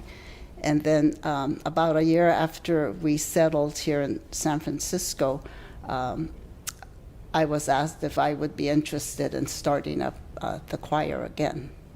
And so it's been about 22 years since that time. We're still singing.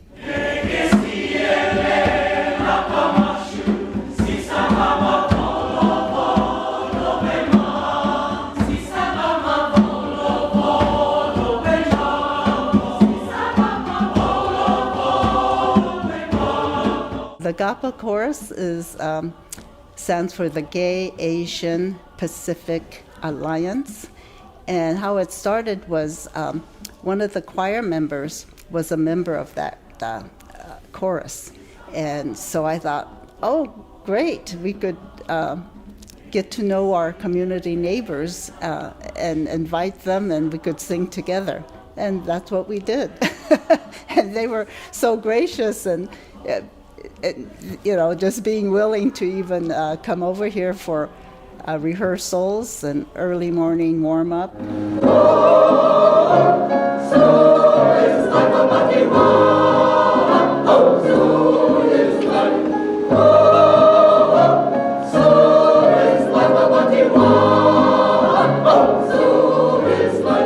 Well, I like to choose songs that are universal, that has a universal message, and a message that conveys kindness and love and peace.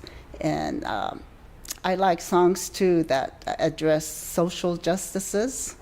Well, I like looking at different music, and I also like to just learn about our choir members.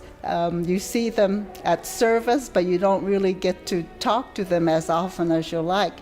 But in choir, you kind of get to know them a little bit better. We're a small group, but I would like to think of it as one big family.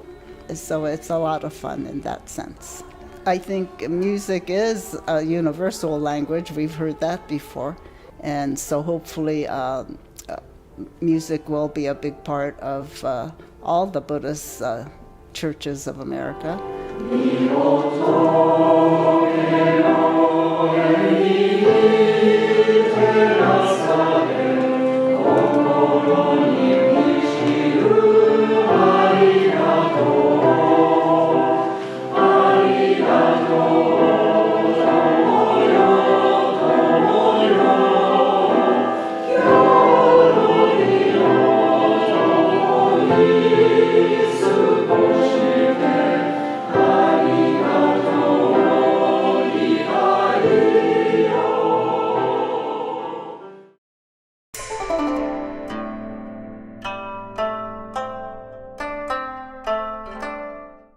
I am so grateful to the Buddhist Church of Sacramento and to you for what you are doing here today.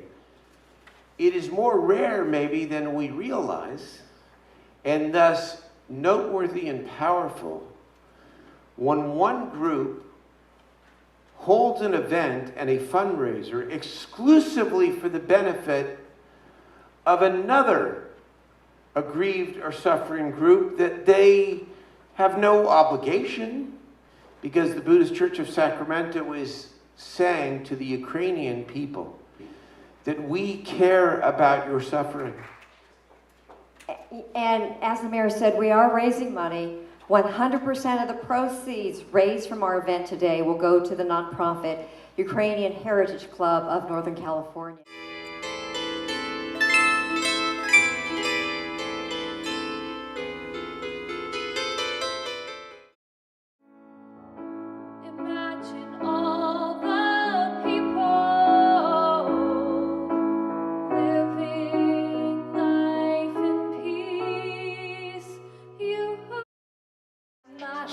Полони із усіх перехрест землі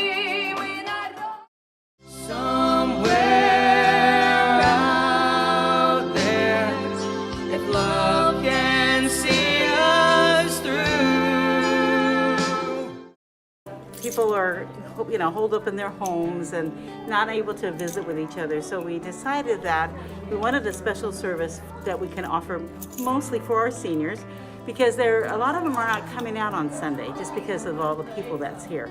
So we decided to have a service on a weekday morning, and we wanted to have the people from Maple Tree and Greenhaven Terrace, and also those that are at home, have the opportunity to come and visit. So we partnered with ACC Rides, and they are offering to pick up the residents that want to come to the service, and they bring them here. And we do not charge the guests that are coming.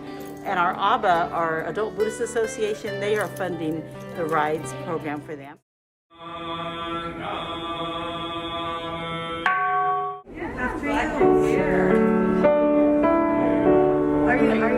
Oh, they're very happy to be able to be back at the temple. Some of the people who have been coming for so long since they were very young, it's almost like coming back home.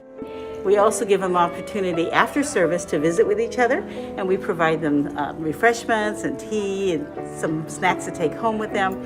And so ACC will then come later to pick them up after they had a chance to visit. So this has been really well received. People are so happy to see each other, see the ministers, to actually be here in person at the temple.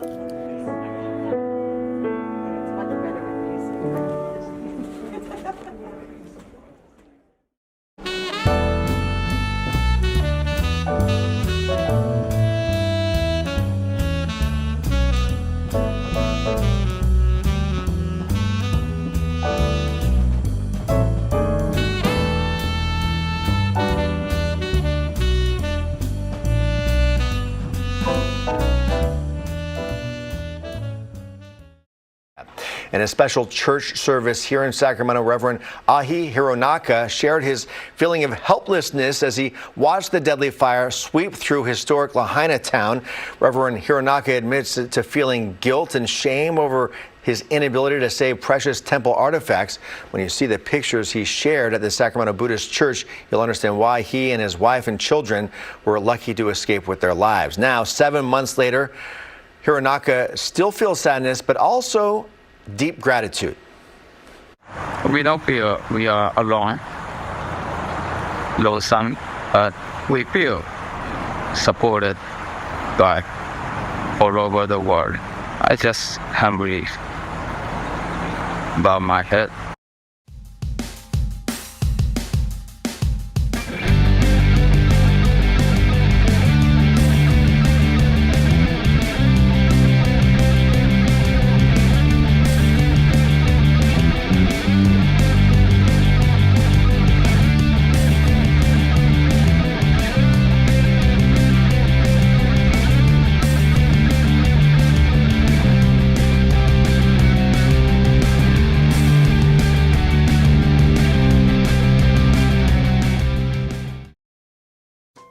A special program for seniors at the temple called Riverside Tanoshimikai provides a weekly get-together for the local community. Every Friday, about 25 people gather for lunch, socialization, and bingo with their friends. A dedicated group of volunteers host the seniors and serve the meals. The temple provides the facilities for the program, which is in partnership with Meals on Wheels. Buddhism is a feeling of okage-sama, meaning greatness. Kage is shadow or shade, and sama is people or person. Because I live within the shade of many people, I am fine. And I thought this is most appropriate as we dedicate this mural site today. We'd like us to feel this, that we live within the shade of so many.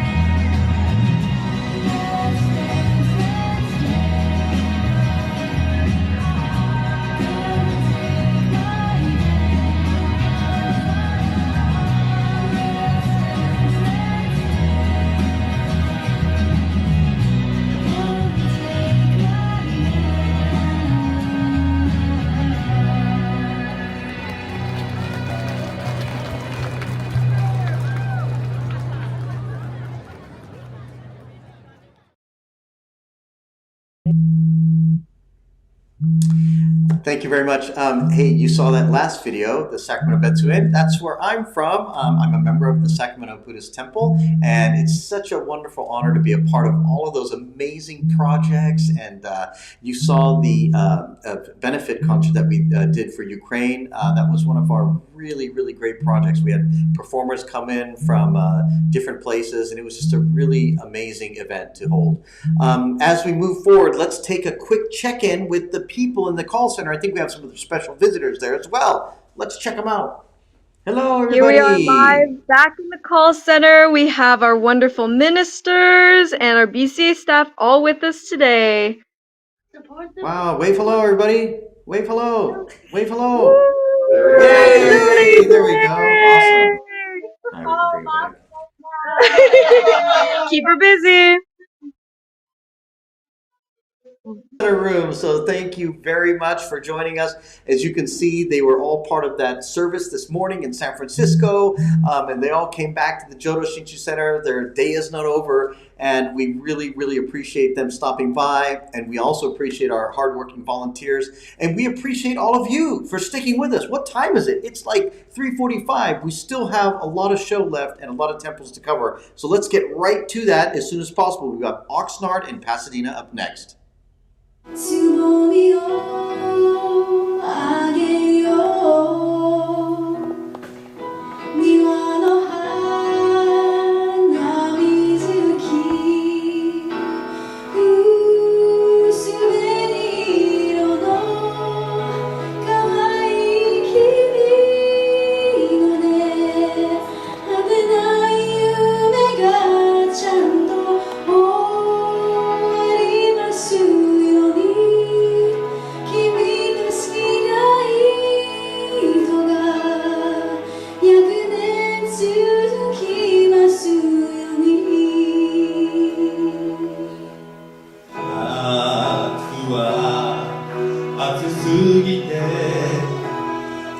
僕から気持ちは多すぎて一緒に渡るにはきっと船が沈んじゃうどうぞ行きなさいお先に行きなさい僕の我慢がいつか実を結び果てない波がちゃんと止まりますように君と好きな人が100年続きますように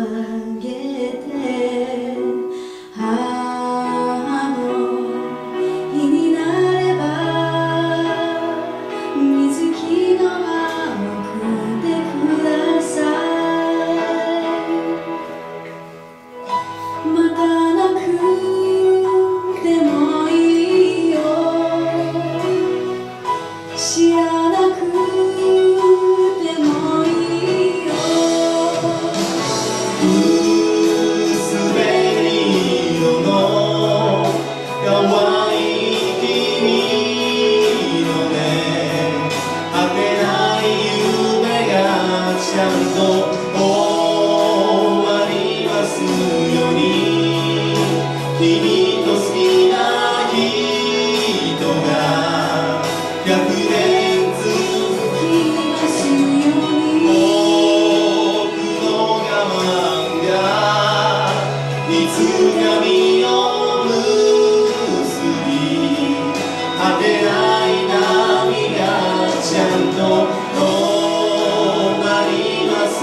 ように君と好きな人が100年続きますように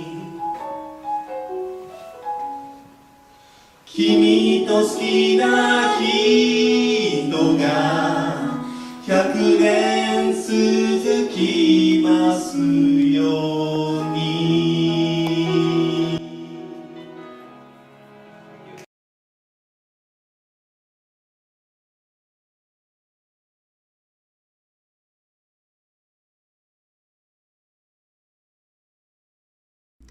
Welcome to the Pasadena Buddhist Temple. So what is unique about our temple?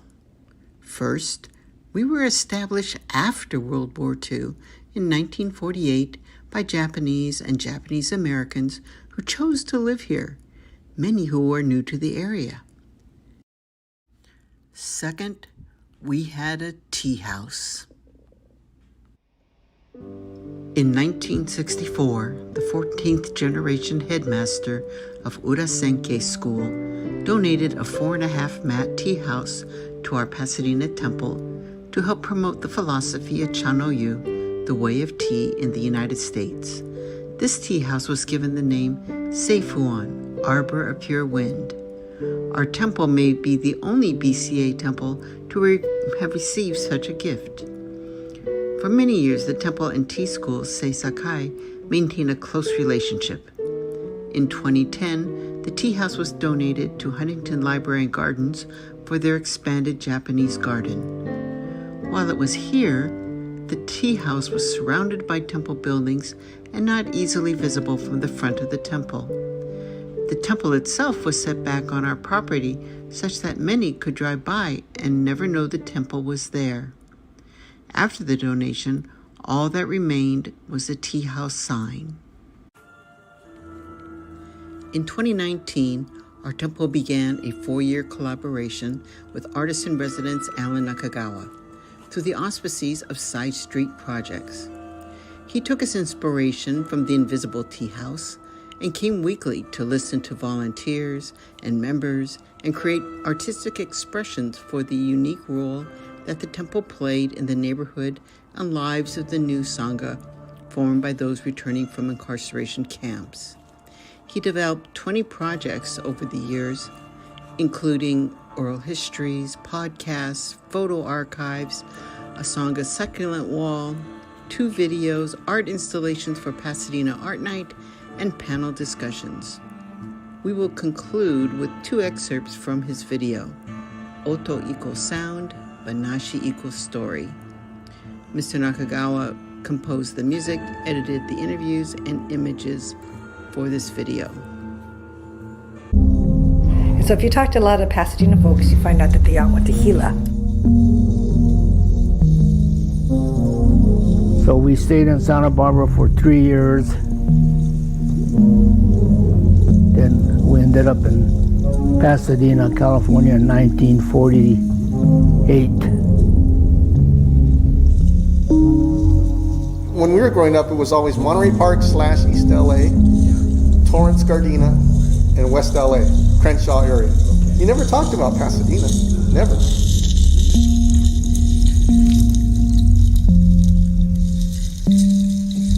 My dad's family came back and settled in Pasadena after the war.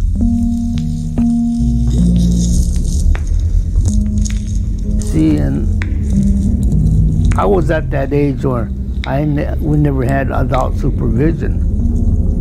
Nobody did it in camp.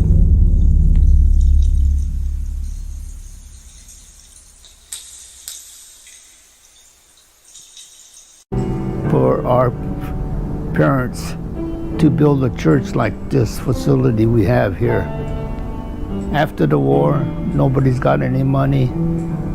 Hard work they did and pledge so much a month to build a beautiful facility like this. You know, everybody takes things for granted now, but you know, just like me, as long as you're healthy, you take everything for granted. but you can go like just like that in an instant.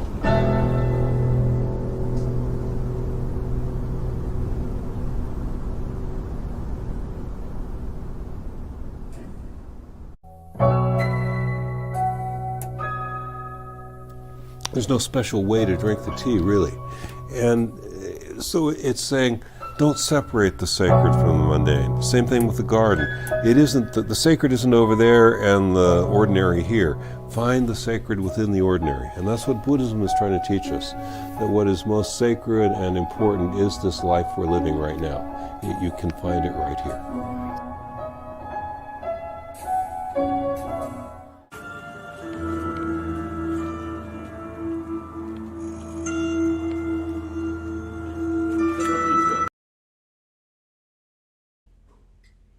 Things that we do in our communities tie seamlessly to sharing the Dharma. Isn't it just amazing, all of the different activities that we're involved in, Koichi?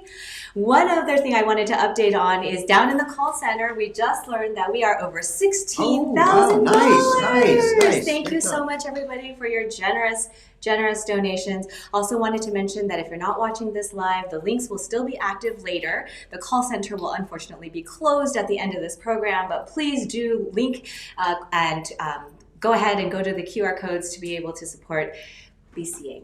And speaking of the call center, you know, when we did that shot and we went into the call center, we saw all those people there. I think Bishop was there, right. Mike Linda was there, Judy, a bunch of people. Tirelessly. Yeah. You know who else I saw in there? I did see Reverend Harry Bridge there, That's right. which leads us to our next entertainment segment by Reverend Harry Bridge. Check it out now.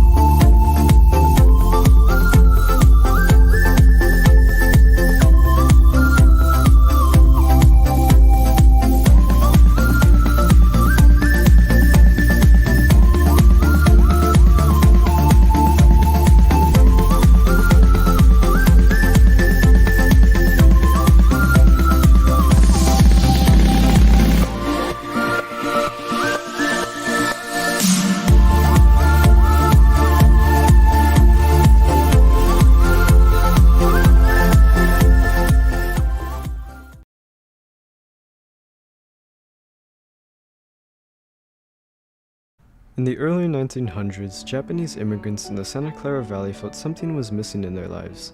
Laboring in back-breaking farm work and faced with an oftentimes hostile society, they yearned for some spiritual guidance and comfort. What they wanted was a place to hear the Buddhist teachings of their homeland. Their dream created an institution that still thrives today, the San Jose Buddhist Church Betsuin. Hi, I'm Reverend Gerald Sakamoto, Dimban of the San Jose Buddhist Church Betsuin. We're grateful to the Issei pioneers who at the turn of the last century asked the Nishi Honganji in Kyoto, Japan to send ministers to America. We're grateful for all that they have done in laying the foundation for this Betsuin.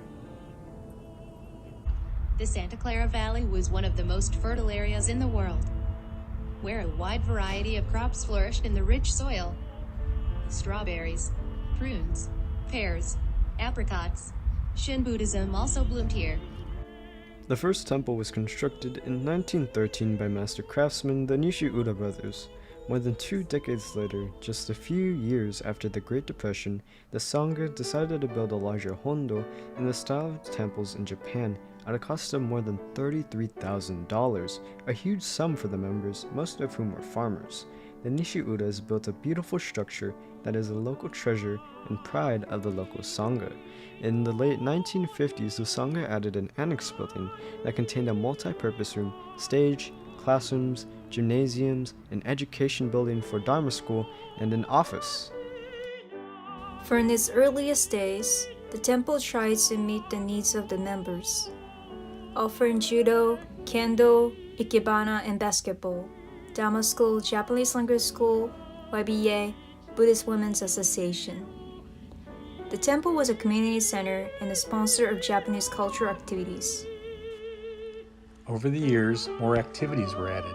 Lotus Preschool, a Won Festival, Boys and Girl Scouts, Venture Crew, Mochitsuki for the Dharma School, Sangha support to help members in need, Adult Buddhist Association, Eco Sangha, a golf tournament, and a Keidokai. As the temple approaches its 120th anniversary, the Sangha looks to honor the Issei pioneers by ensuring that the temple remains vibrant, engaging, and welcoming. 5 years ago, with the first phase of the Generations campaign, the annex building underwent a major seismic retrofit and modernization. The next phase of our campaign is to replace the aging education building with a new facility that gives more room to Lotus Preschool, Dharma School, Japanese language school, and scout groups, and will also serve the wider Japantown community.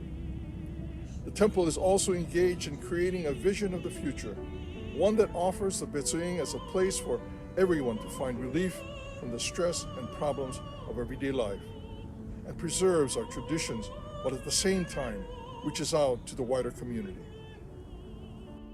Namo Amida Butsu, Namo Amida Butsu, Namo Amida Butsu.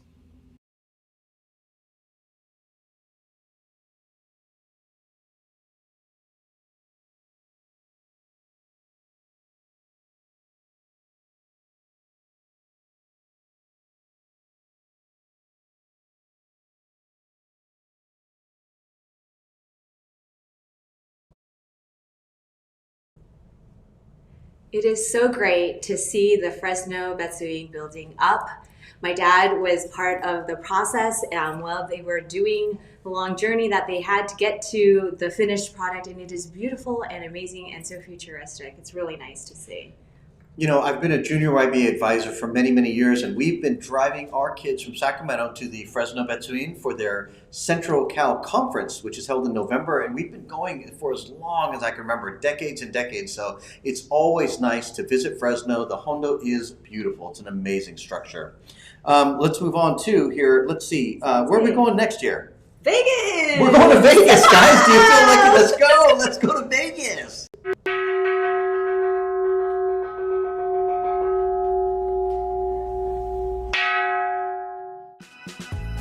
Hello and a warm welcome from the Las Vegas Buddhist Sangha. Our Sangha was founded in December of 1984 at the home of George and Chio Goto, with Bishop Seigen Yamaoka and BCA President Jim Kimura present as advisors, along with 20 other attendees. In the beginning, monthly services were held at the homes of some of our founding members. First was Bill and Janet Sakahara, followed by Fred and Hannah Fukumoto. And on February 13th, 1985, we received our beautiful Obutsudan, donated by the Stockton Buddhist Temple. On March 6, 1985, the BCA officially admitted Las Vegas Buddhist Sangha as a recognized fellowship organization within the BCA. Over the years, we've called many different places home, and in 2014, we purchased our current building. This year, we are celebrating 10 years at our current location.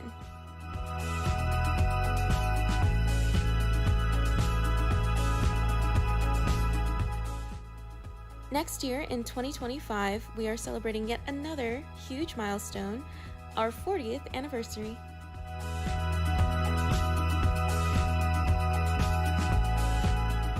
We wouldn't be able to do what we do without the tireless help of our board members and members.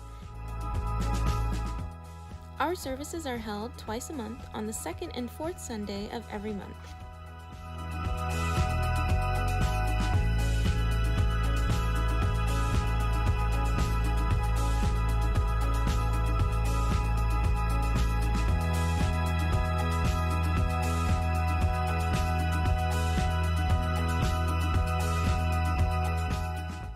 Our Dharma school is small, but it is growing. We do a lot of activities and crafts for service, as well as field trips.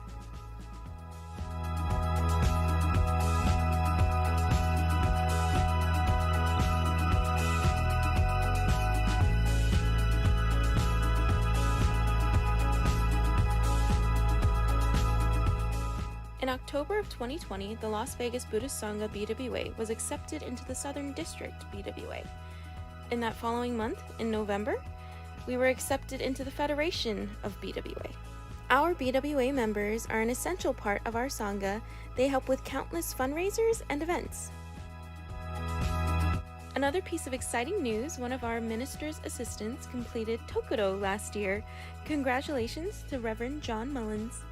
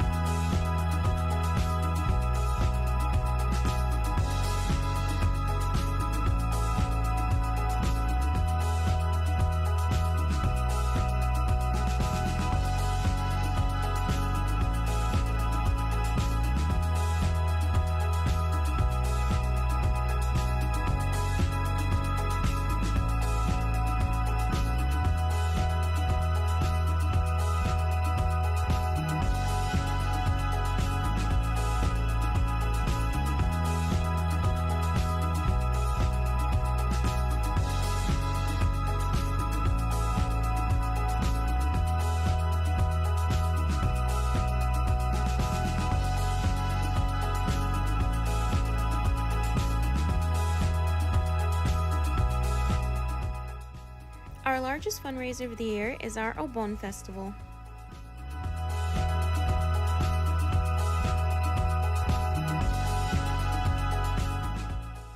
Our Obon Festival has been held in many different places over the years. However, this year we are in a brand new location. Our Obon Festival will be held on August 24th at the Bill and Lily Heinrich YMCA. Please visit our website for more information. This year, we are dedicating our Obon Festival to Mr. Wayne Tanaka. He was one of our founding members, trusted advisors, and former Obon chairman. He was an essential part of our Sangha, and he will be greatly missed. On behalf of the Las Vegas Buddhist Sangha, we would like to congratulate the BCA on an amazing 125 years, and we look forward to the future.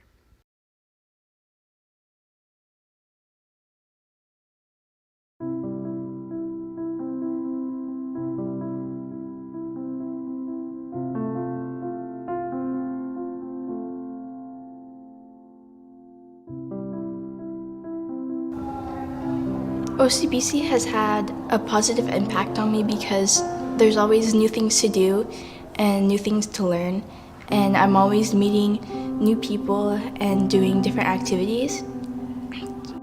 For me, being a part of OCBC is important to me because I always have somewhere to go and somewhere to see all my friends, and I've met a lot of my friends here. So OCBC is just a place where my family can come all together and we can learn and we can have fun.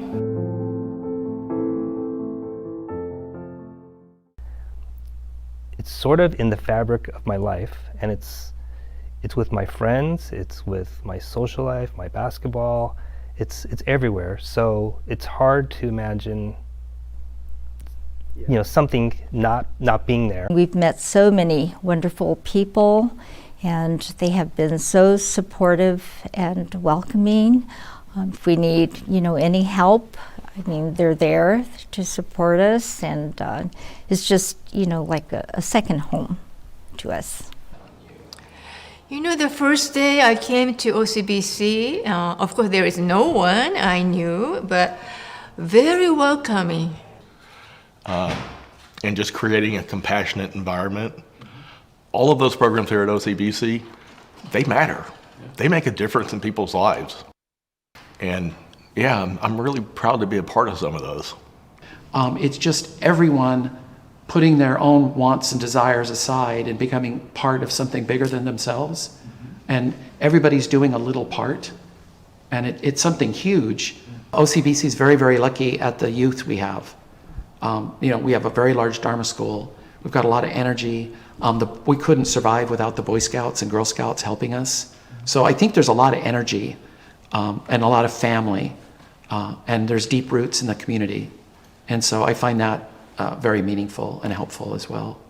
The youth are our future, and focusing on programs to increase youth participation has been such an important part of OCBC and who they are.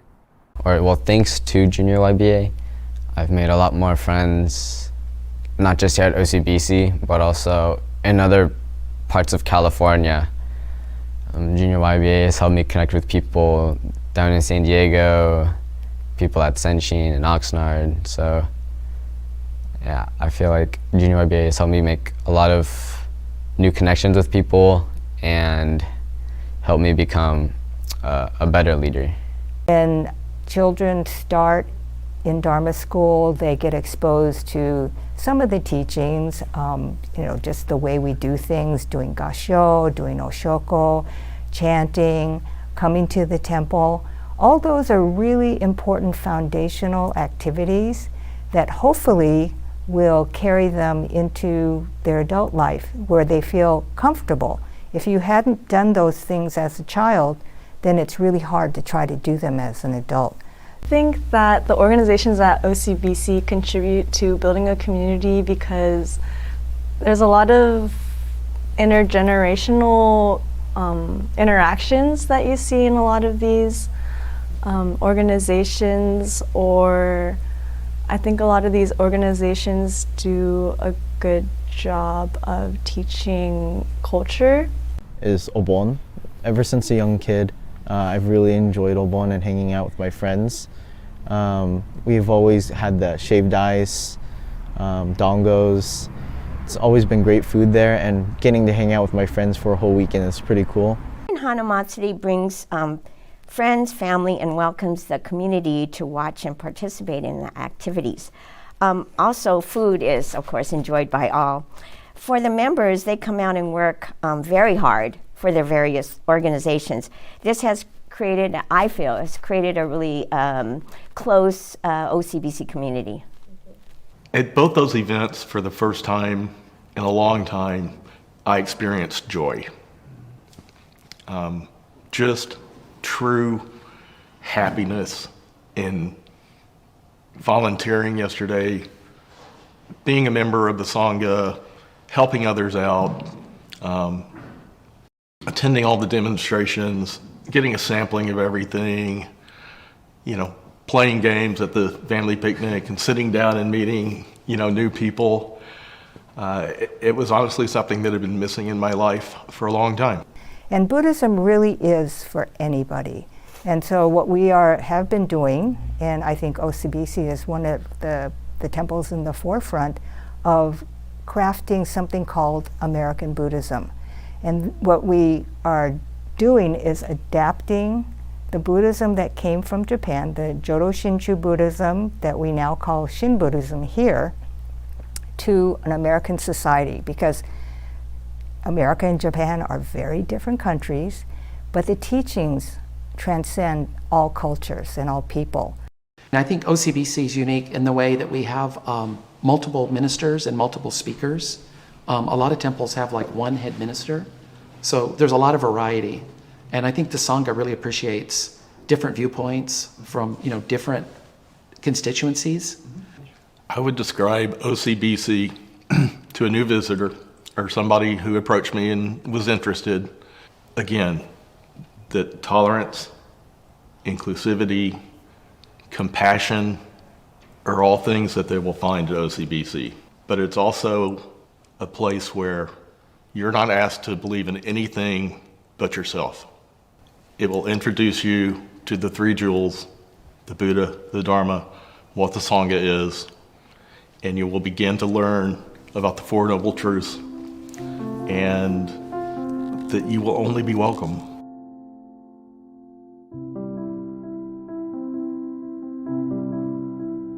Happy 125th BCA! That was our recent trip to Japan. It was so fun to be able to take families from the Orange County Buddhist Church Junior YBA to be able to visit Honzan and all of the Shinachoni artifacts. It was a beautiful, beautiful trip of connection and just building within our community. So we are a very fortunate family to be able to be part of Orange County Buddhist Church and this wider network that we have. And we just, as you saw, there are so many activities for all of our children to be a part of. And up next here, we have a Minister's Minute segment. And I want to introduce you to someone to help me introduce this segment. This is my nephew, Keisai. Say hi, Keisai. And who is the next segment? My dad, Reverend Dr. Takashi Miyaji. Welcome to the Minister's Minutes, where we meet our minister friends. They take care of all the temples throughout the BCA. We are joined here today by Reverend Takashi Miyaji. Hello, Reverend. How are you? Hello. How are you? Thank you so much for joining us today. Hey, if I may, let's jump right in. I'd love to ask you a few questions about your life and your journey to becoming a minister. Great. Looking forward to it. All right. So, Reverend Miyaji, tell me a little bit about your childhood, like what it was like for you growing up and what your involvement was with the temple. Let's see. So my dad is a Kaikyoshi minister, or he was. And when I was born, he was assigned to the Ogden Buddhist temple. And so I was born there. I won't say which year, but then after about a couple of years being there, I went and got, my father got transferred over to the Los Angeles Betzing, and that's where we were for quite a while. And that's where I went to Nishi Center, the preschool there, and that's still kind of in existence today. So I still remember doing the morning services. At that time, it was my dad and who else? Kadono Sensei was there, and the Rinban was Rinban Mori. So I have a lot of fond memories of my time growing up there. Yeah. Did you ever feel that pressure or to become a minister or even pursue the Buddhist teachings growing up? No, actually, as a matter of fact, my dad was pretty adamant about not putting that kind of pressure onto his kids. And so my brother, I have an older brother, and if you were going according to the old Japanese system, my brother would be the first, he as the first son would take after the temple, but we don't have a family temple. And then the other thing is my brother didn't express an interest in pursuing this as a career at the time. And so my father didn't put that pressure on me, but as a result of that, I think I bounced back into it and then started, asking questions because I had that, I think, freedom. And I think that was a freedom allotted to him. And so that's what he wanted to make sure that his kids felt as well. Mm-hmm. Wow, that's just such a wonderful, wonderful thing for me to hear like that. That's great. And it shows how genuine your interests are in the Dharma. This is something that you personally, went out and really sought on your own. So that's great. So tell me then, okay, you majored, you said, in philosophy and Japanese language as well, right? Minored and all that. So what happened after your college years and after you graduated college? Tell me about how that went. So after I graduated college, I still, I guess this is what a lot of philosophers do, or people who study philosophy, is that they didn't really know where to go after that. It's my impression that a lot of people go into law after that, but I did not want to go into law. And so I was kind of meandering and trying to figure out what to do. I didn't really know, because, becoming a Buddhist minister it's a rare career path to choose. And because it's not a common one. Naturally, I felt a lot of hesitation to go into that. I mean, is this really right for me? Who am I to be, talking about, religion to other people and these kinds of things? So I had all these questions, right, as naturally as anybody would who chooses this as a career path. And so, I did. I did the whole DJing thing still. I was a bartender and, talking to different people in my job. And I realized that I think, it was through those different experiences and also, just kind of having this general interest in religion that I think really kind of set me up to really kind of come to consider teaching Buddhism as an occupation and just as a life career goal, right? And so I started talking to Matsumoto Sensei here at the IBS, the Institute of Buddhist Studies. I believe I audited a class before I enrolled officially, and just in talking to him and realizing the faculty at IBS was a very supportive faculty. Then I felt like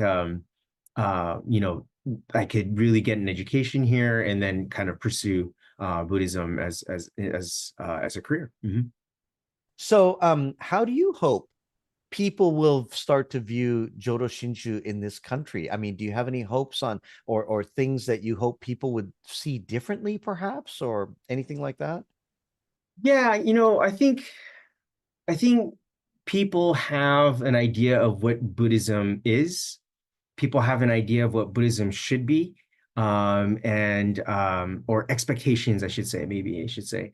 And, I think Jodo Shinshu, I think, is a very unique school of Buddhism. And I think it's something that we should be, proud of this tradition that's lasted for 800 years. And that's just counting from the establishment of this tradition. It's I think it's time that we try to kind of assert our uniqueness and kind of talk about what sets us apart from other Buddhist schools. Of course, this is not without saying that this is with the expectation that we should be respectful of other traditions, right? But it's also to be able to say that we have a spot at the table, right, and that we should be able to kind of contribute in our own unique way to the conversation of how Buddhism is unfolding here in this country.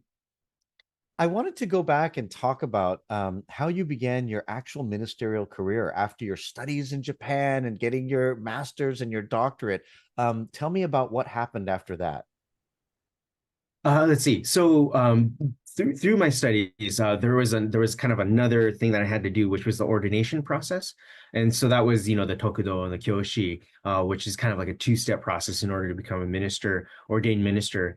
And then I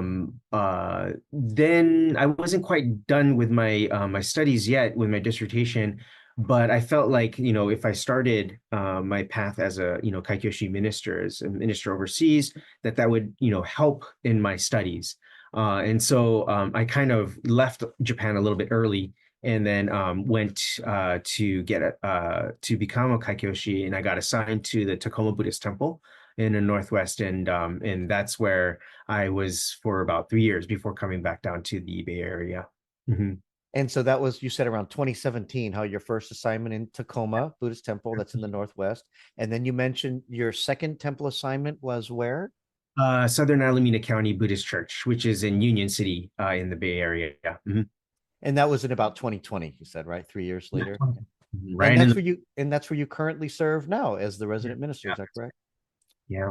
And you don't just have one job, right, Reverend Miyaji? What's your other job that you have right now? Assistant professor here at the core faculty here at the Institute of Buddhist Studies. And so it was kind of a long dream of mine to come back and be able to teach here at IBS. And I was able to have that privilege, and that's where I currently am right now, sitting in the office here at the Jodo Shinshu Center in Berkeley. Yeah. When did you start that position as an instructor there? It was also in 2020. Wonderful. Great. So let me ask you this. Is it in what do you ever think about what it's like to actually be a professor at IBS? Because you were a student not that long ago and you were studying at the Institute of Buddhist Studies, and now here you are, you're actually one of the instructors. Have you ever sat back and thought about that for a moment? Yeah, like it's kind of surreal in the sense that it wasn't too long ago. Like I'm sitting. This used to be Matsumoto Sensei's desk, right? and so now I'm here, and it just feels like those are going to be really tough shoes to fill, and I'm really honored that I've been given this kind of this privilege to be able to teach here in this position, in this capacity. But just like any other instructor and just like any other minister, we have cold feet, and there's a lot of concerns that we have about where we can contribute and be able to make improvements or adjustments and meet the needs of the, not the Sangha here, but the people, the students here. And so that's always going to be the shinpai, I guess you could say in Japanese, the worry. Yeah. Well, I just wanted to share with you that, I've been in many of your lectures, and I think you do an exceptional job with both the adults and the youth. I often ask you to speak to our youth students as well. So we always appreciate your willingness to help us. So thank you very much for that. Thank you. Yeah. Did you have any final things that you'd like to share with the people that are viewing today, or any final thoughts or anything like that? No. Well, this year we're celebrating the 25th BCA anniversary, the 800th since the founding of this Jodo Shinshu tradition, and the 850th of Shinran Shonin's birth. So it's a triple kind of joint celebration. And, I think it's a really special year. In some respects, it's kind of easy to overlook that. It's easy to kind of be set in our ways. Oh, this month we're going to be, observing Honko. This month is Obon, or, whatever. But the 125th means that, we've been in existence for at least 125 years as a collective organization, right? That's something to be very proud of. And I think that I think we should kind of emphasize that more, that we have come all this way, and that to think about how are we going to sustain this? How are we going to carry this message on to the next generation? I think is something that, we should constantly be doing that, but in particular this year as a hallmark of this triple celebration. And so I encourage all of the Sanghas to be able to do that. Reverend Miyaji, I think you articulated that perfectly. And I think on that note, I just wanted to thank you with all of my heart for joining us here today. And thank you for your friendship and your guidance throughout everything that we do throughout the years as well. So thank you very much. Very much. Thank yes. you. Okay. Thank you very much, Reverend Miyaji. Thank you. Arigato. Bye.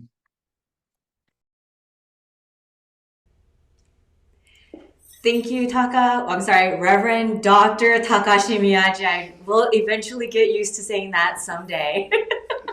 Possibly. But really, these Ministers' Minutes were so fun to prepare. We really wanted to thank so much Reverend Adams, Reverend Miyaji, Reverend Opal, Reverend Sakamoto, Reverend Tsuchiya. Reverend Kuwahara as well. Oh, yes. Absolutely. And in filming these segments, what our original intention was we just wanted to give people a brief kind of a flavor, right, of different ministers that they may not have had an opportunity to meet. And in doing so, as we filmed these segments, gosh, this is one of the best parts of this program, wasn't it? Getting to spend time with them. And as I mentioned it before, each little 10-minute segment, we actually filmed for about an hour, over an hour in some cases. So thank you again to all of the ministers that participated in that segment. We really appreciate it. Michiko, yes. Can you believe we are nearing the end of our show? What?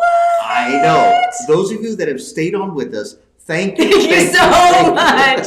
I can't believe it. You are troopers. You are excellent. You're wonderful. And for those of you that couldn't stay with us live, that's okay. Because when this replays on YouTube, you'll find it on the BCA YouTube channel. You can still click on the donation links, right? Even if you're watching it later. And I guess, should we go to our final segment, Michiko? Let's do it. Dharma Forward.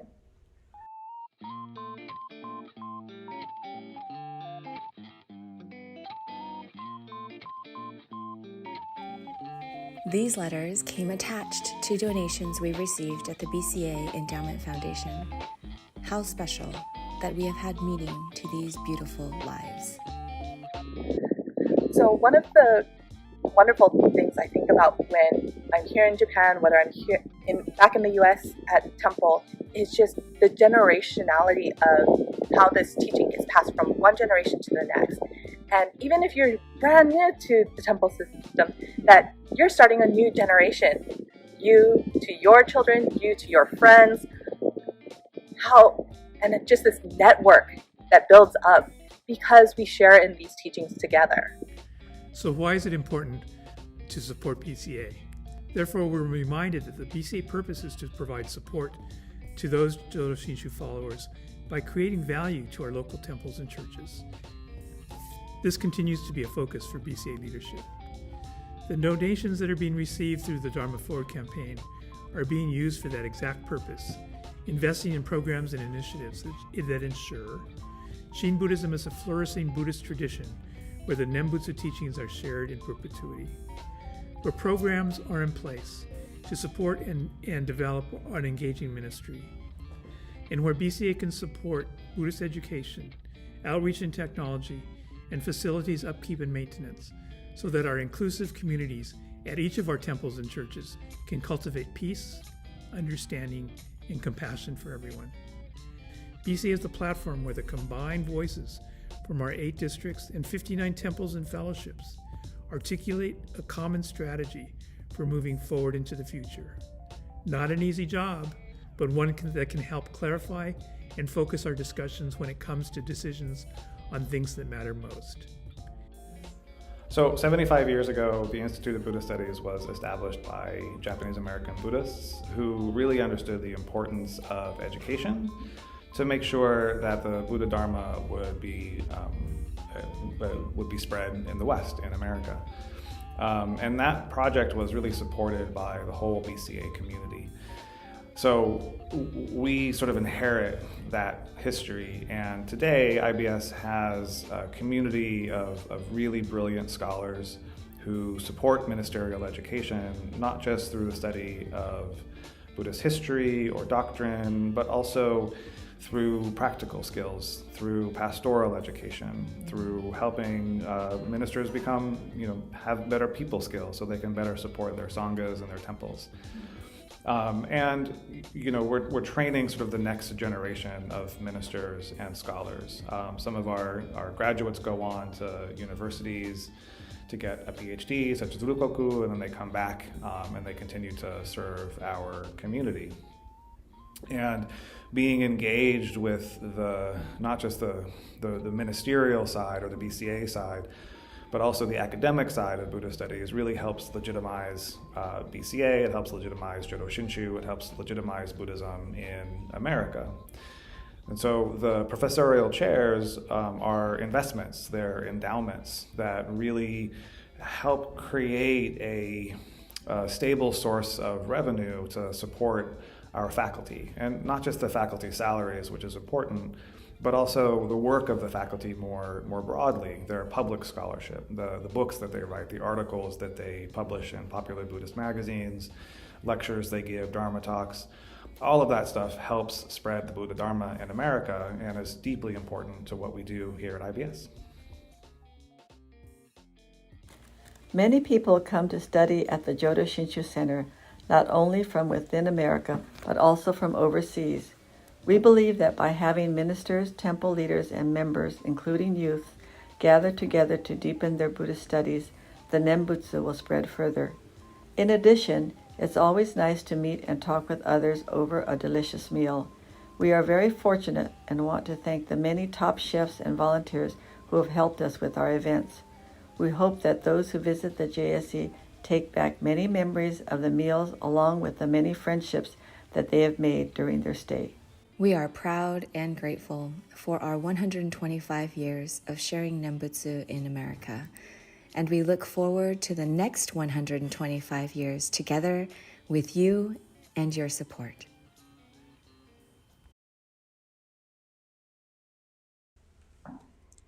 Thank you so much for all of your participation and wondrous time that we have spent together. We really appreciate having to be able to share this story about Dharma Forward, how important it really is for the future of BCA. I know that we all put so much time and effort into learning about the Dharma and sharing about the Dharma, and this is one way we're able to construct an ability to be able to move this whole ship forward all together. So I really encourage you to learn more about Dharma Forward and to participate in all of our activities as well.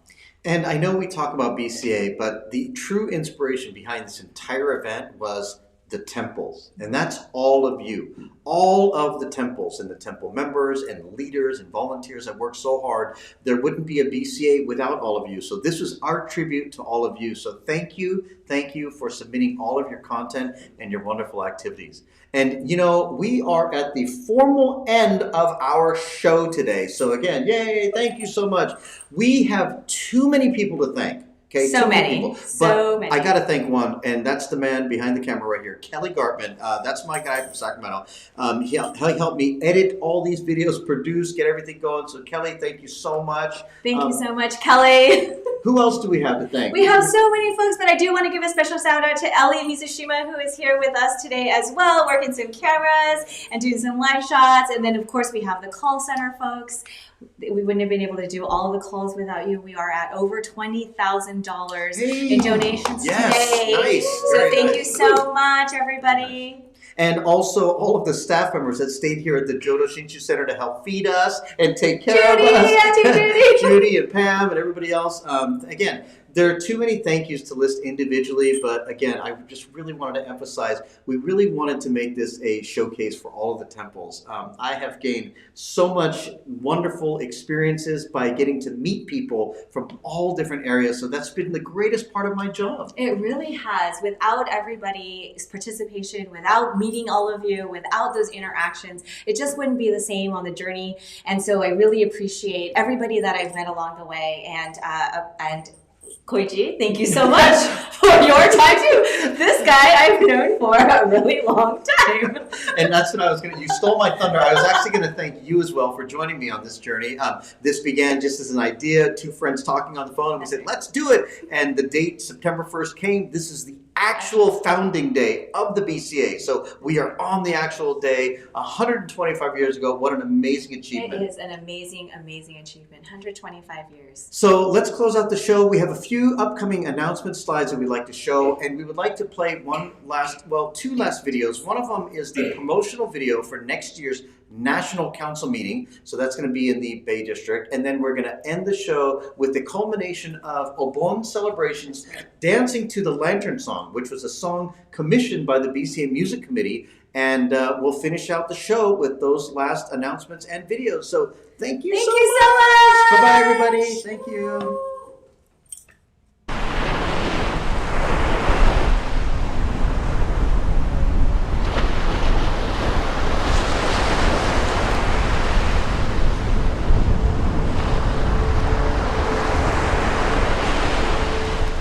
Hello everyone, I'm Reverend Dennis Fujimoto from the Bay District, the Buddhist Temple of Alameda, and the Enmanji Buddhist Temple.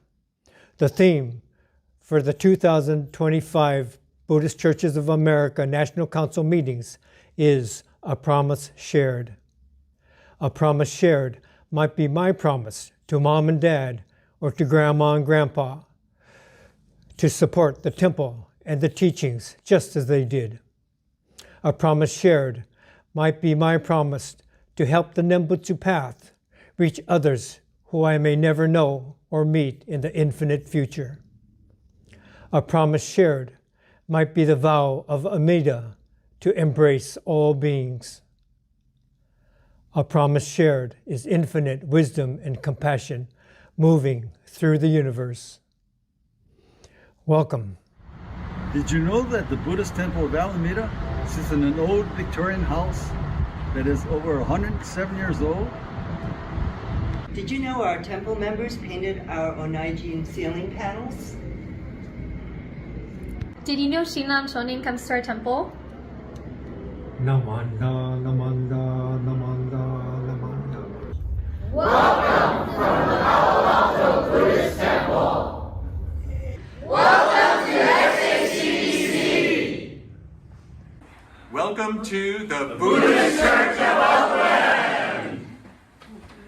Konnichiwa from the Buddhist Church of San Francisco. The first mainland temple founded in 1898. Hello from the Berkeley Buddhist Temple, founded in 1911.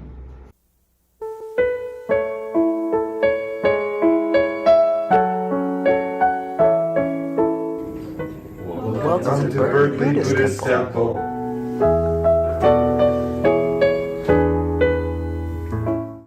Yokoso. Welcome from the San Mateo Buddhist Temple. Konnichiwa from the San Mateo Buddhist Temple Dharma School. Yokoso From San Mateo Buddhist Temple, BWA. Please join us at the 2025 BCA National Council meetings. We are the Enmanji Buddhist Temple in Sebastopol, California. Right now we're in an atmospheric storm, but please, in better weather, please come and visit us here in Sebastopol and see the Enmanji Temple.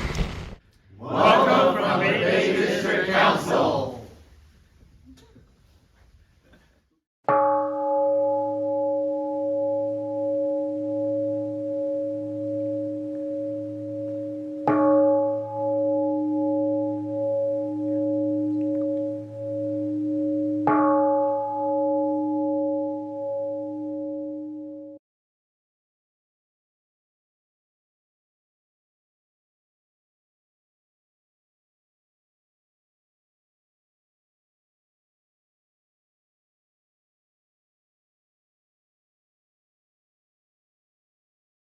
You in my arms. This house I see without you feels so big, so empty. I try to carry on, but I get in my own way. You told me to be strong. Now you're gone, and it pains me to look back.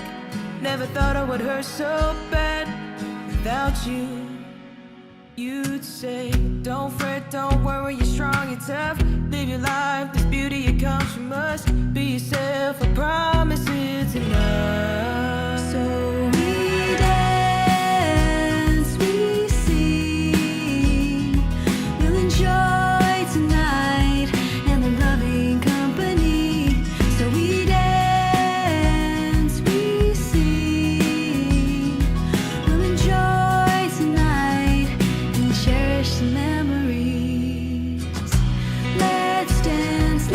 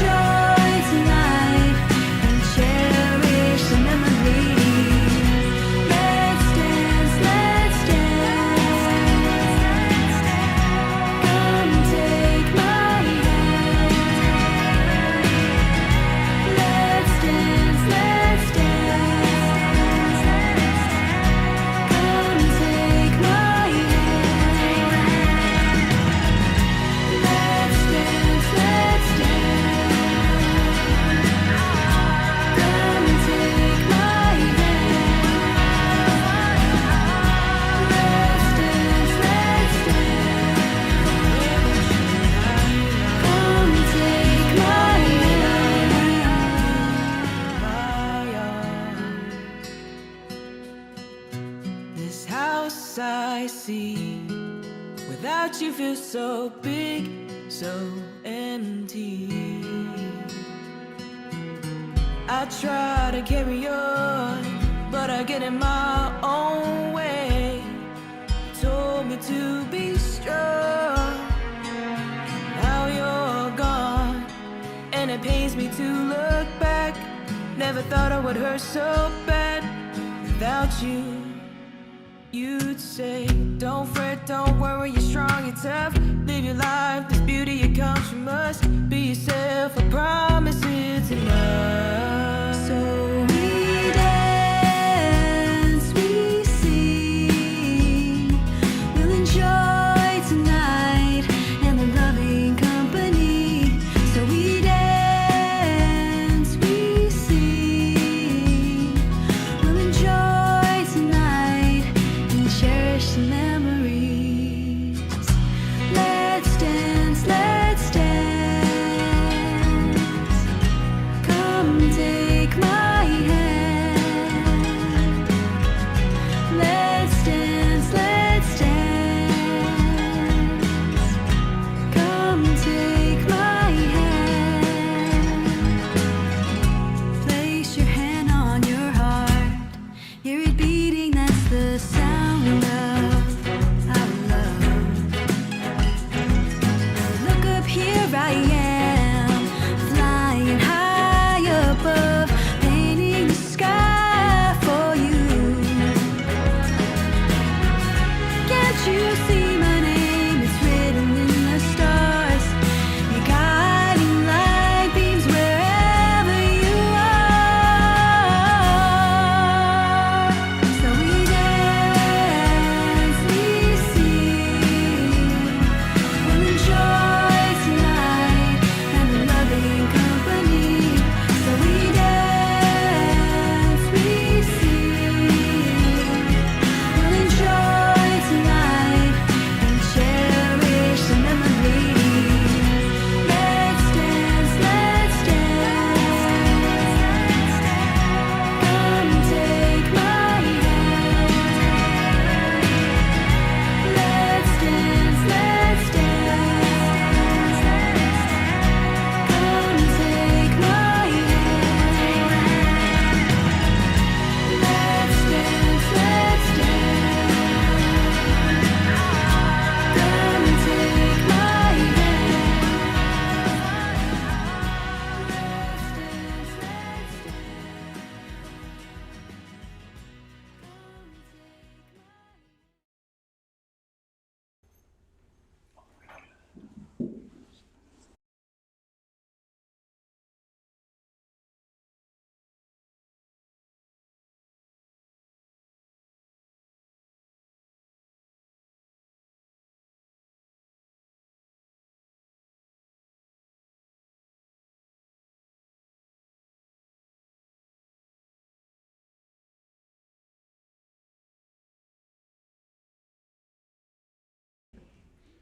Yes. Is this the last slide of the entire show? Well, it's not, we got one more. Oh, this isn't the last one. I'm glad we didn't need it. Oh, you know what I mean? Yeah, yeah. Like, just having it is Yeah, when we had Wi-Fi problems with this. Oh, okay. Thank you for coming up, very nice to remember.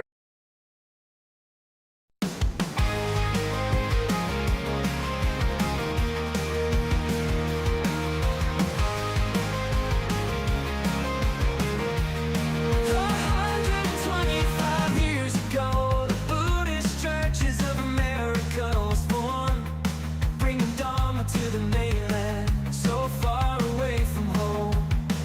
The BCA is here to stay, it keeps us all together, spreading wisdom and compassion. Namo Ami Dhamma Tsu.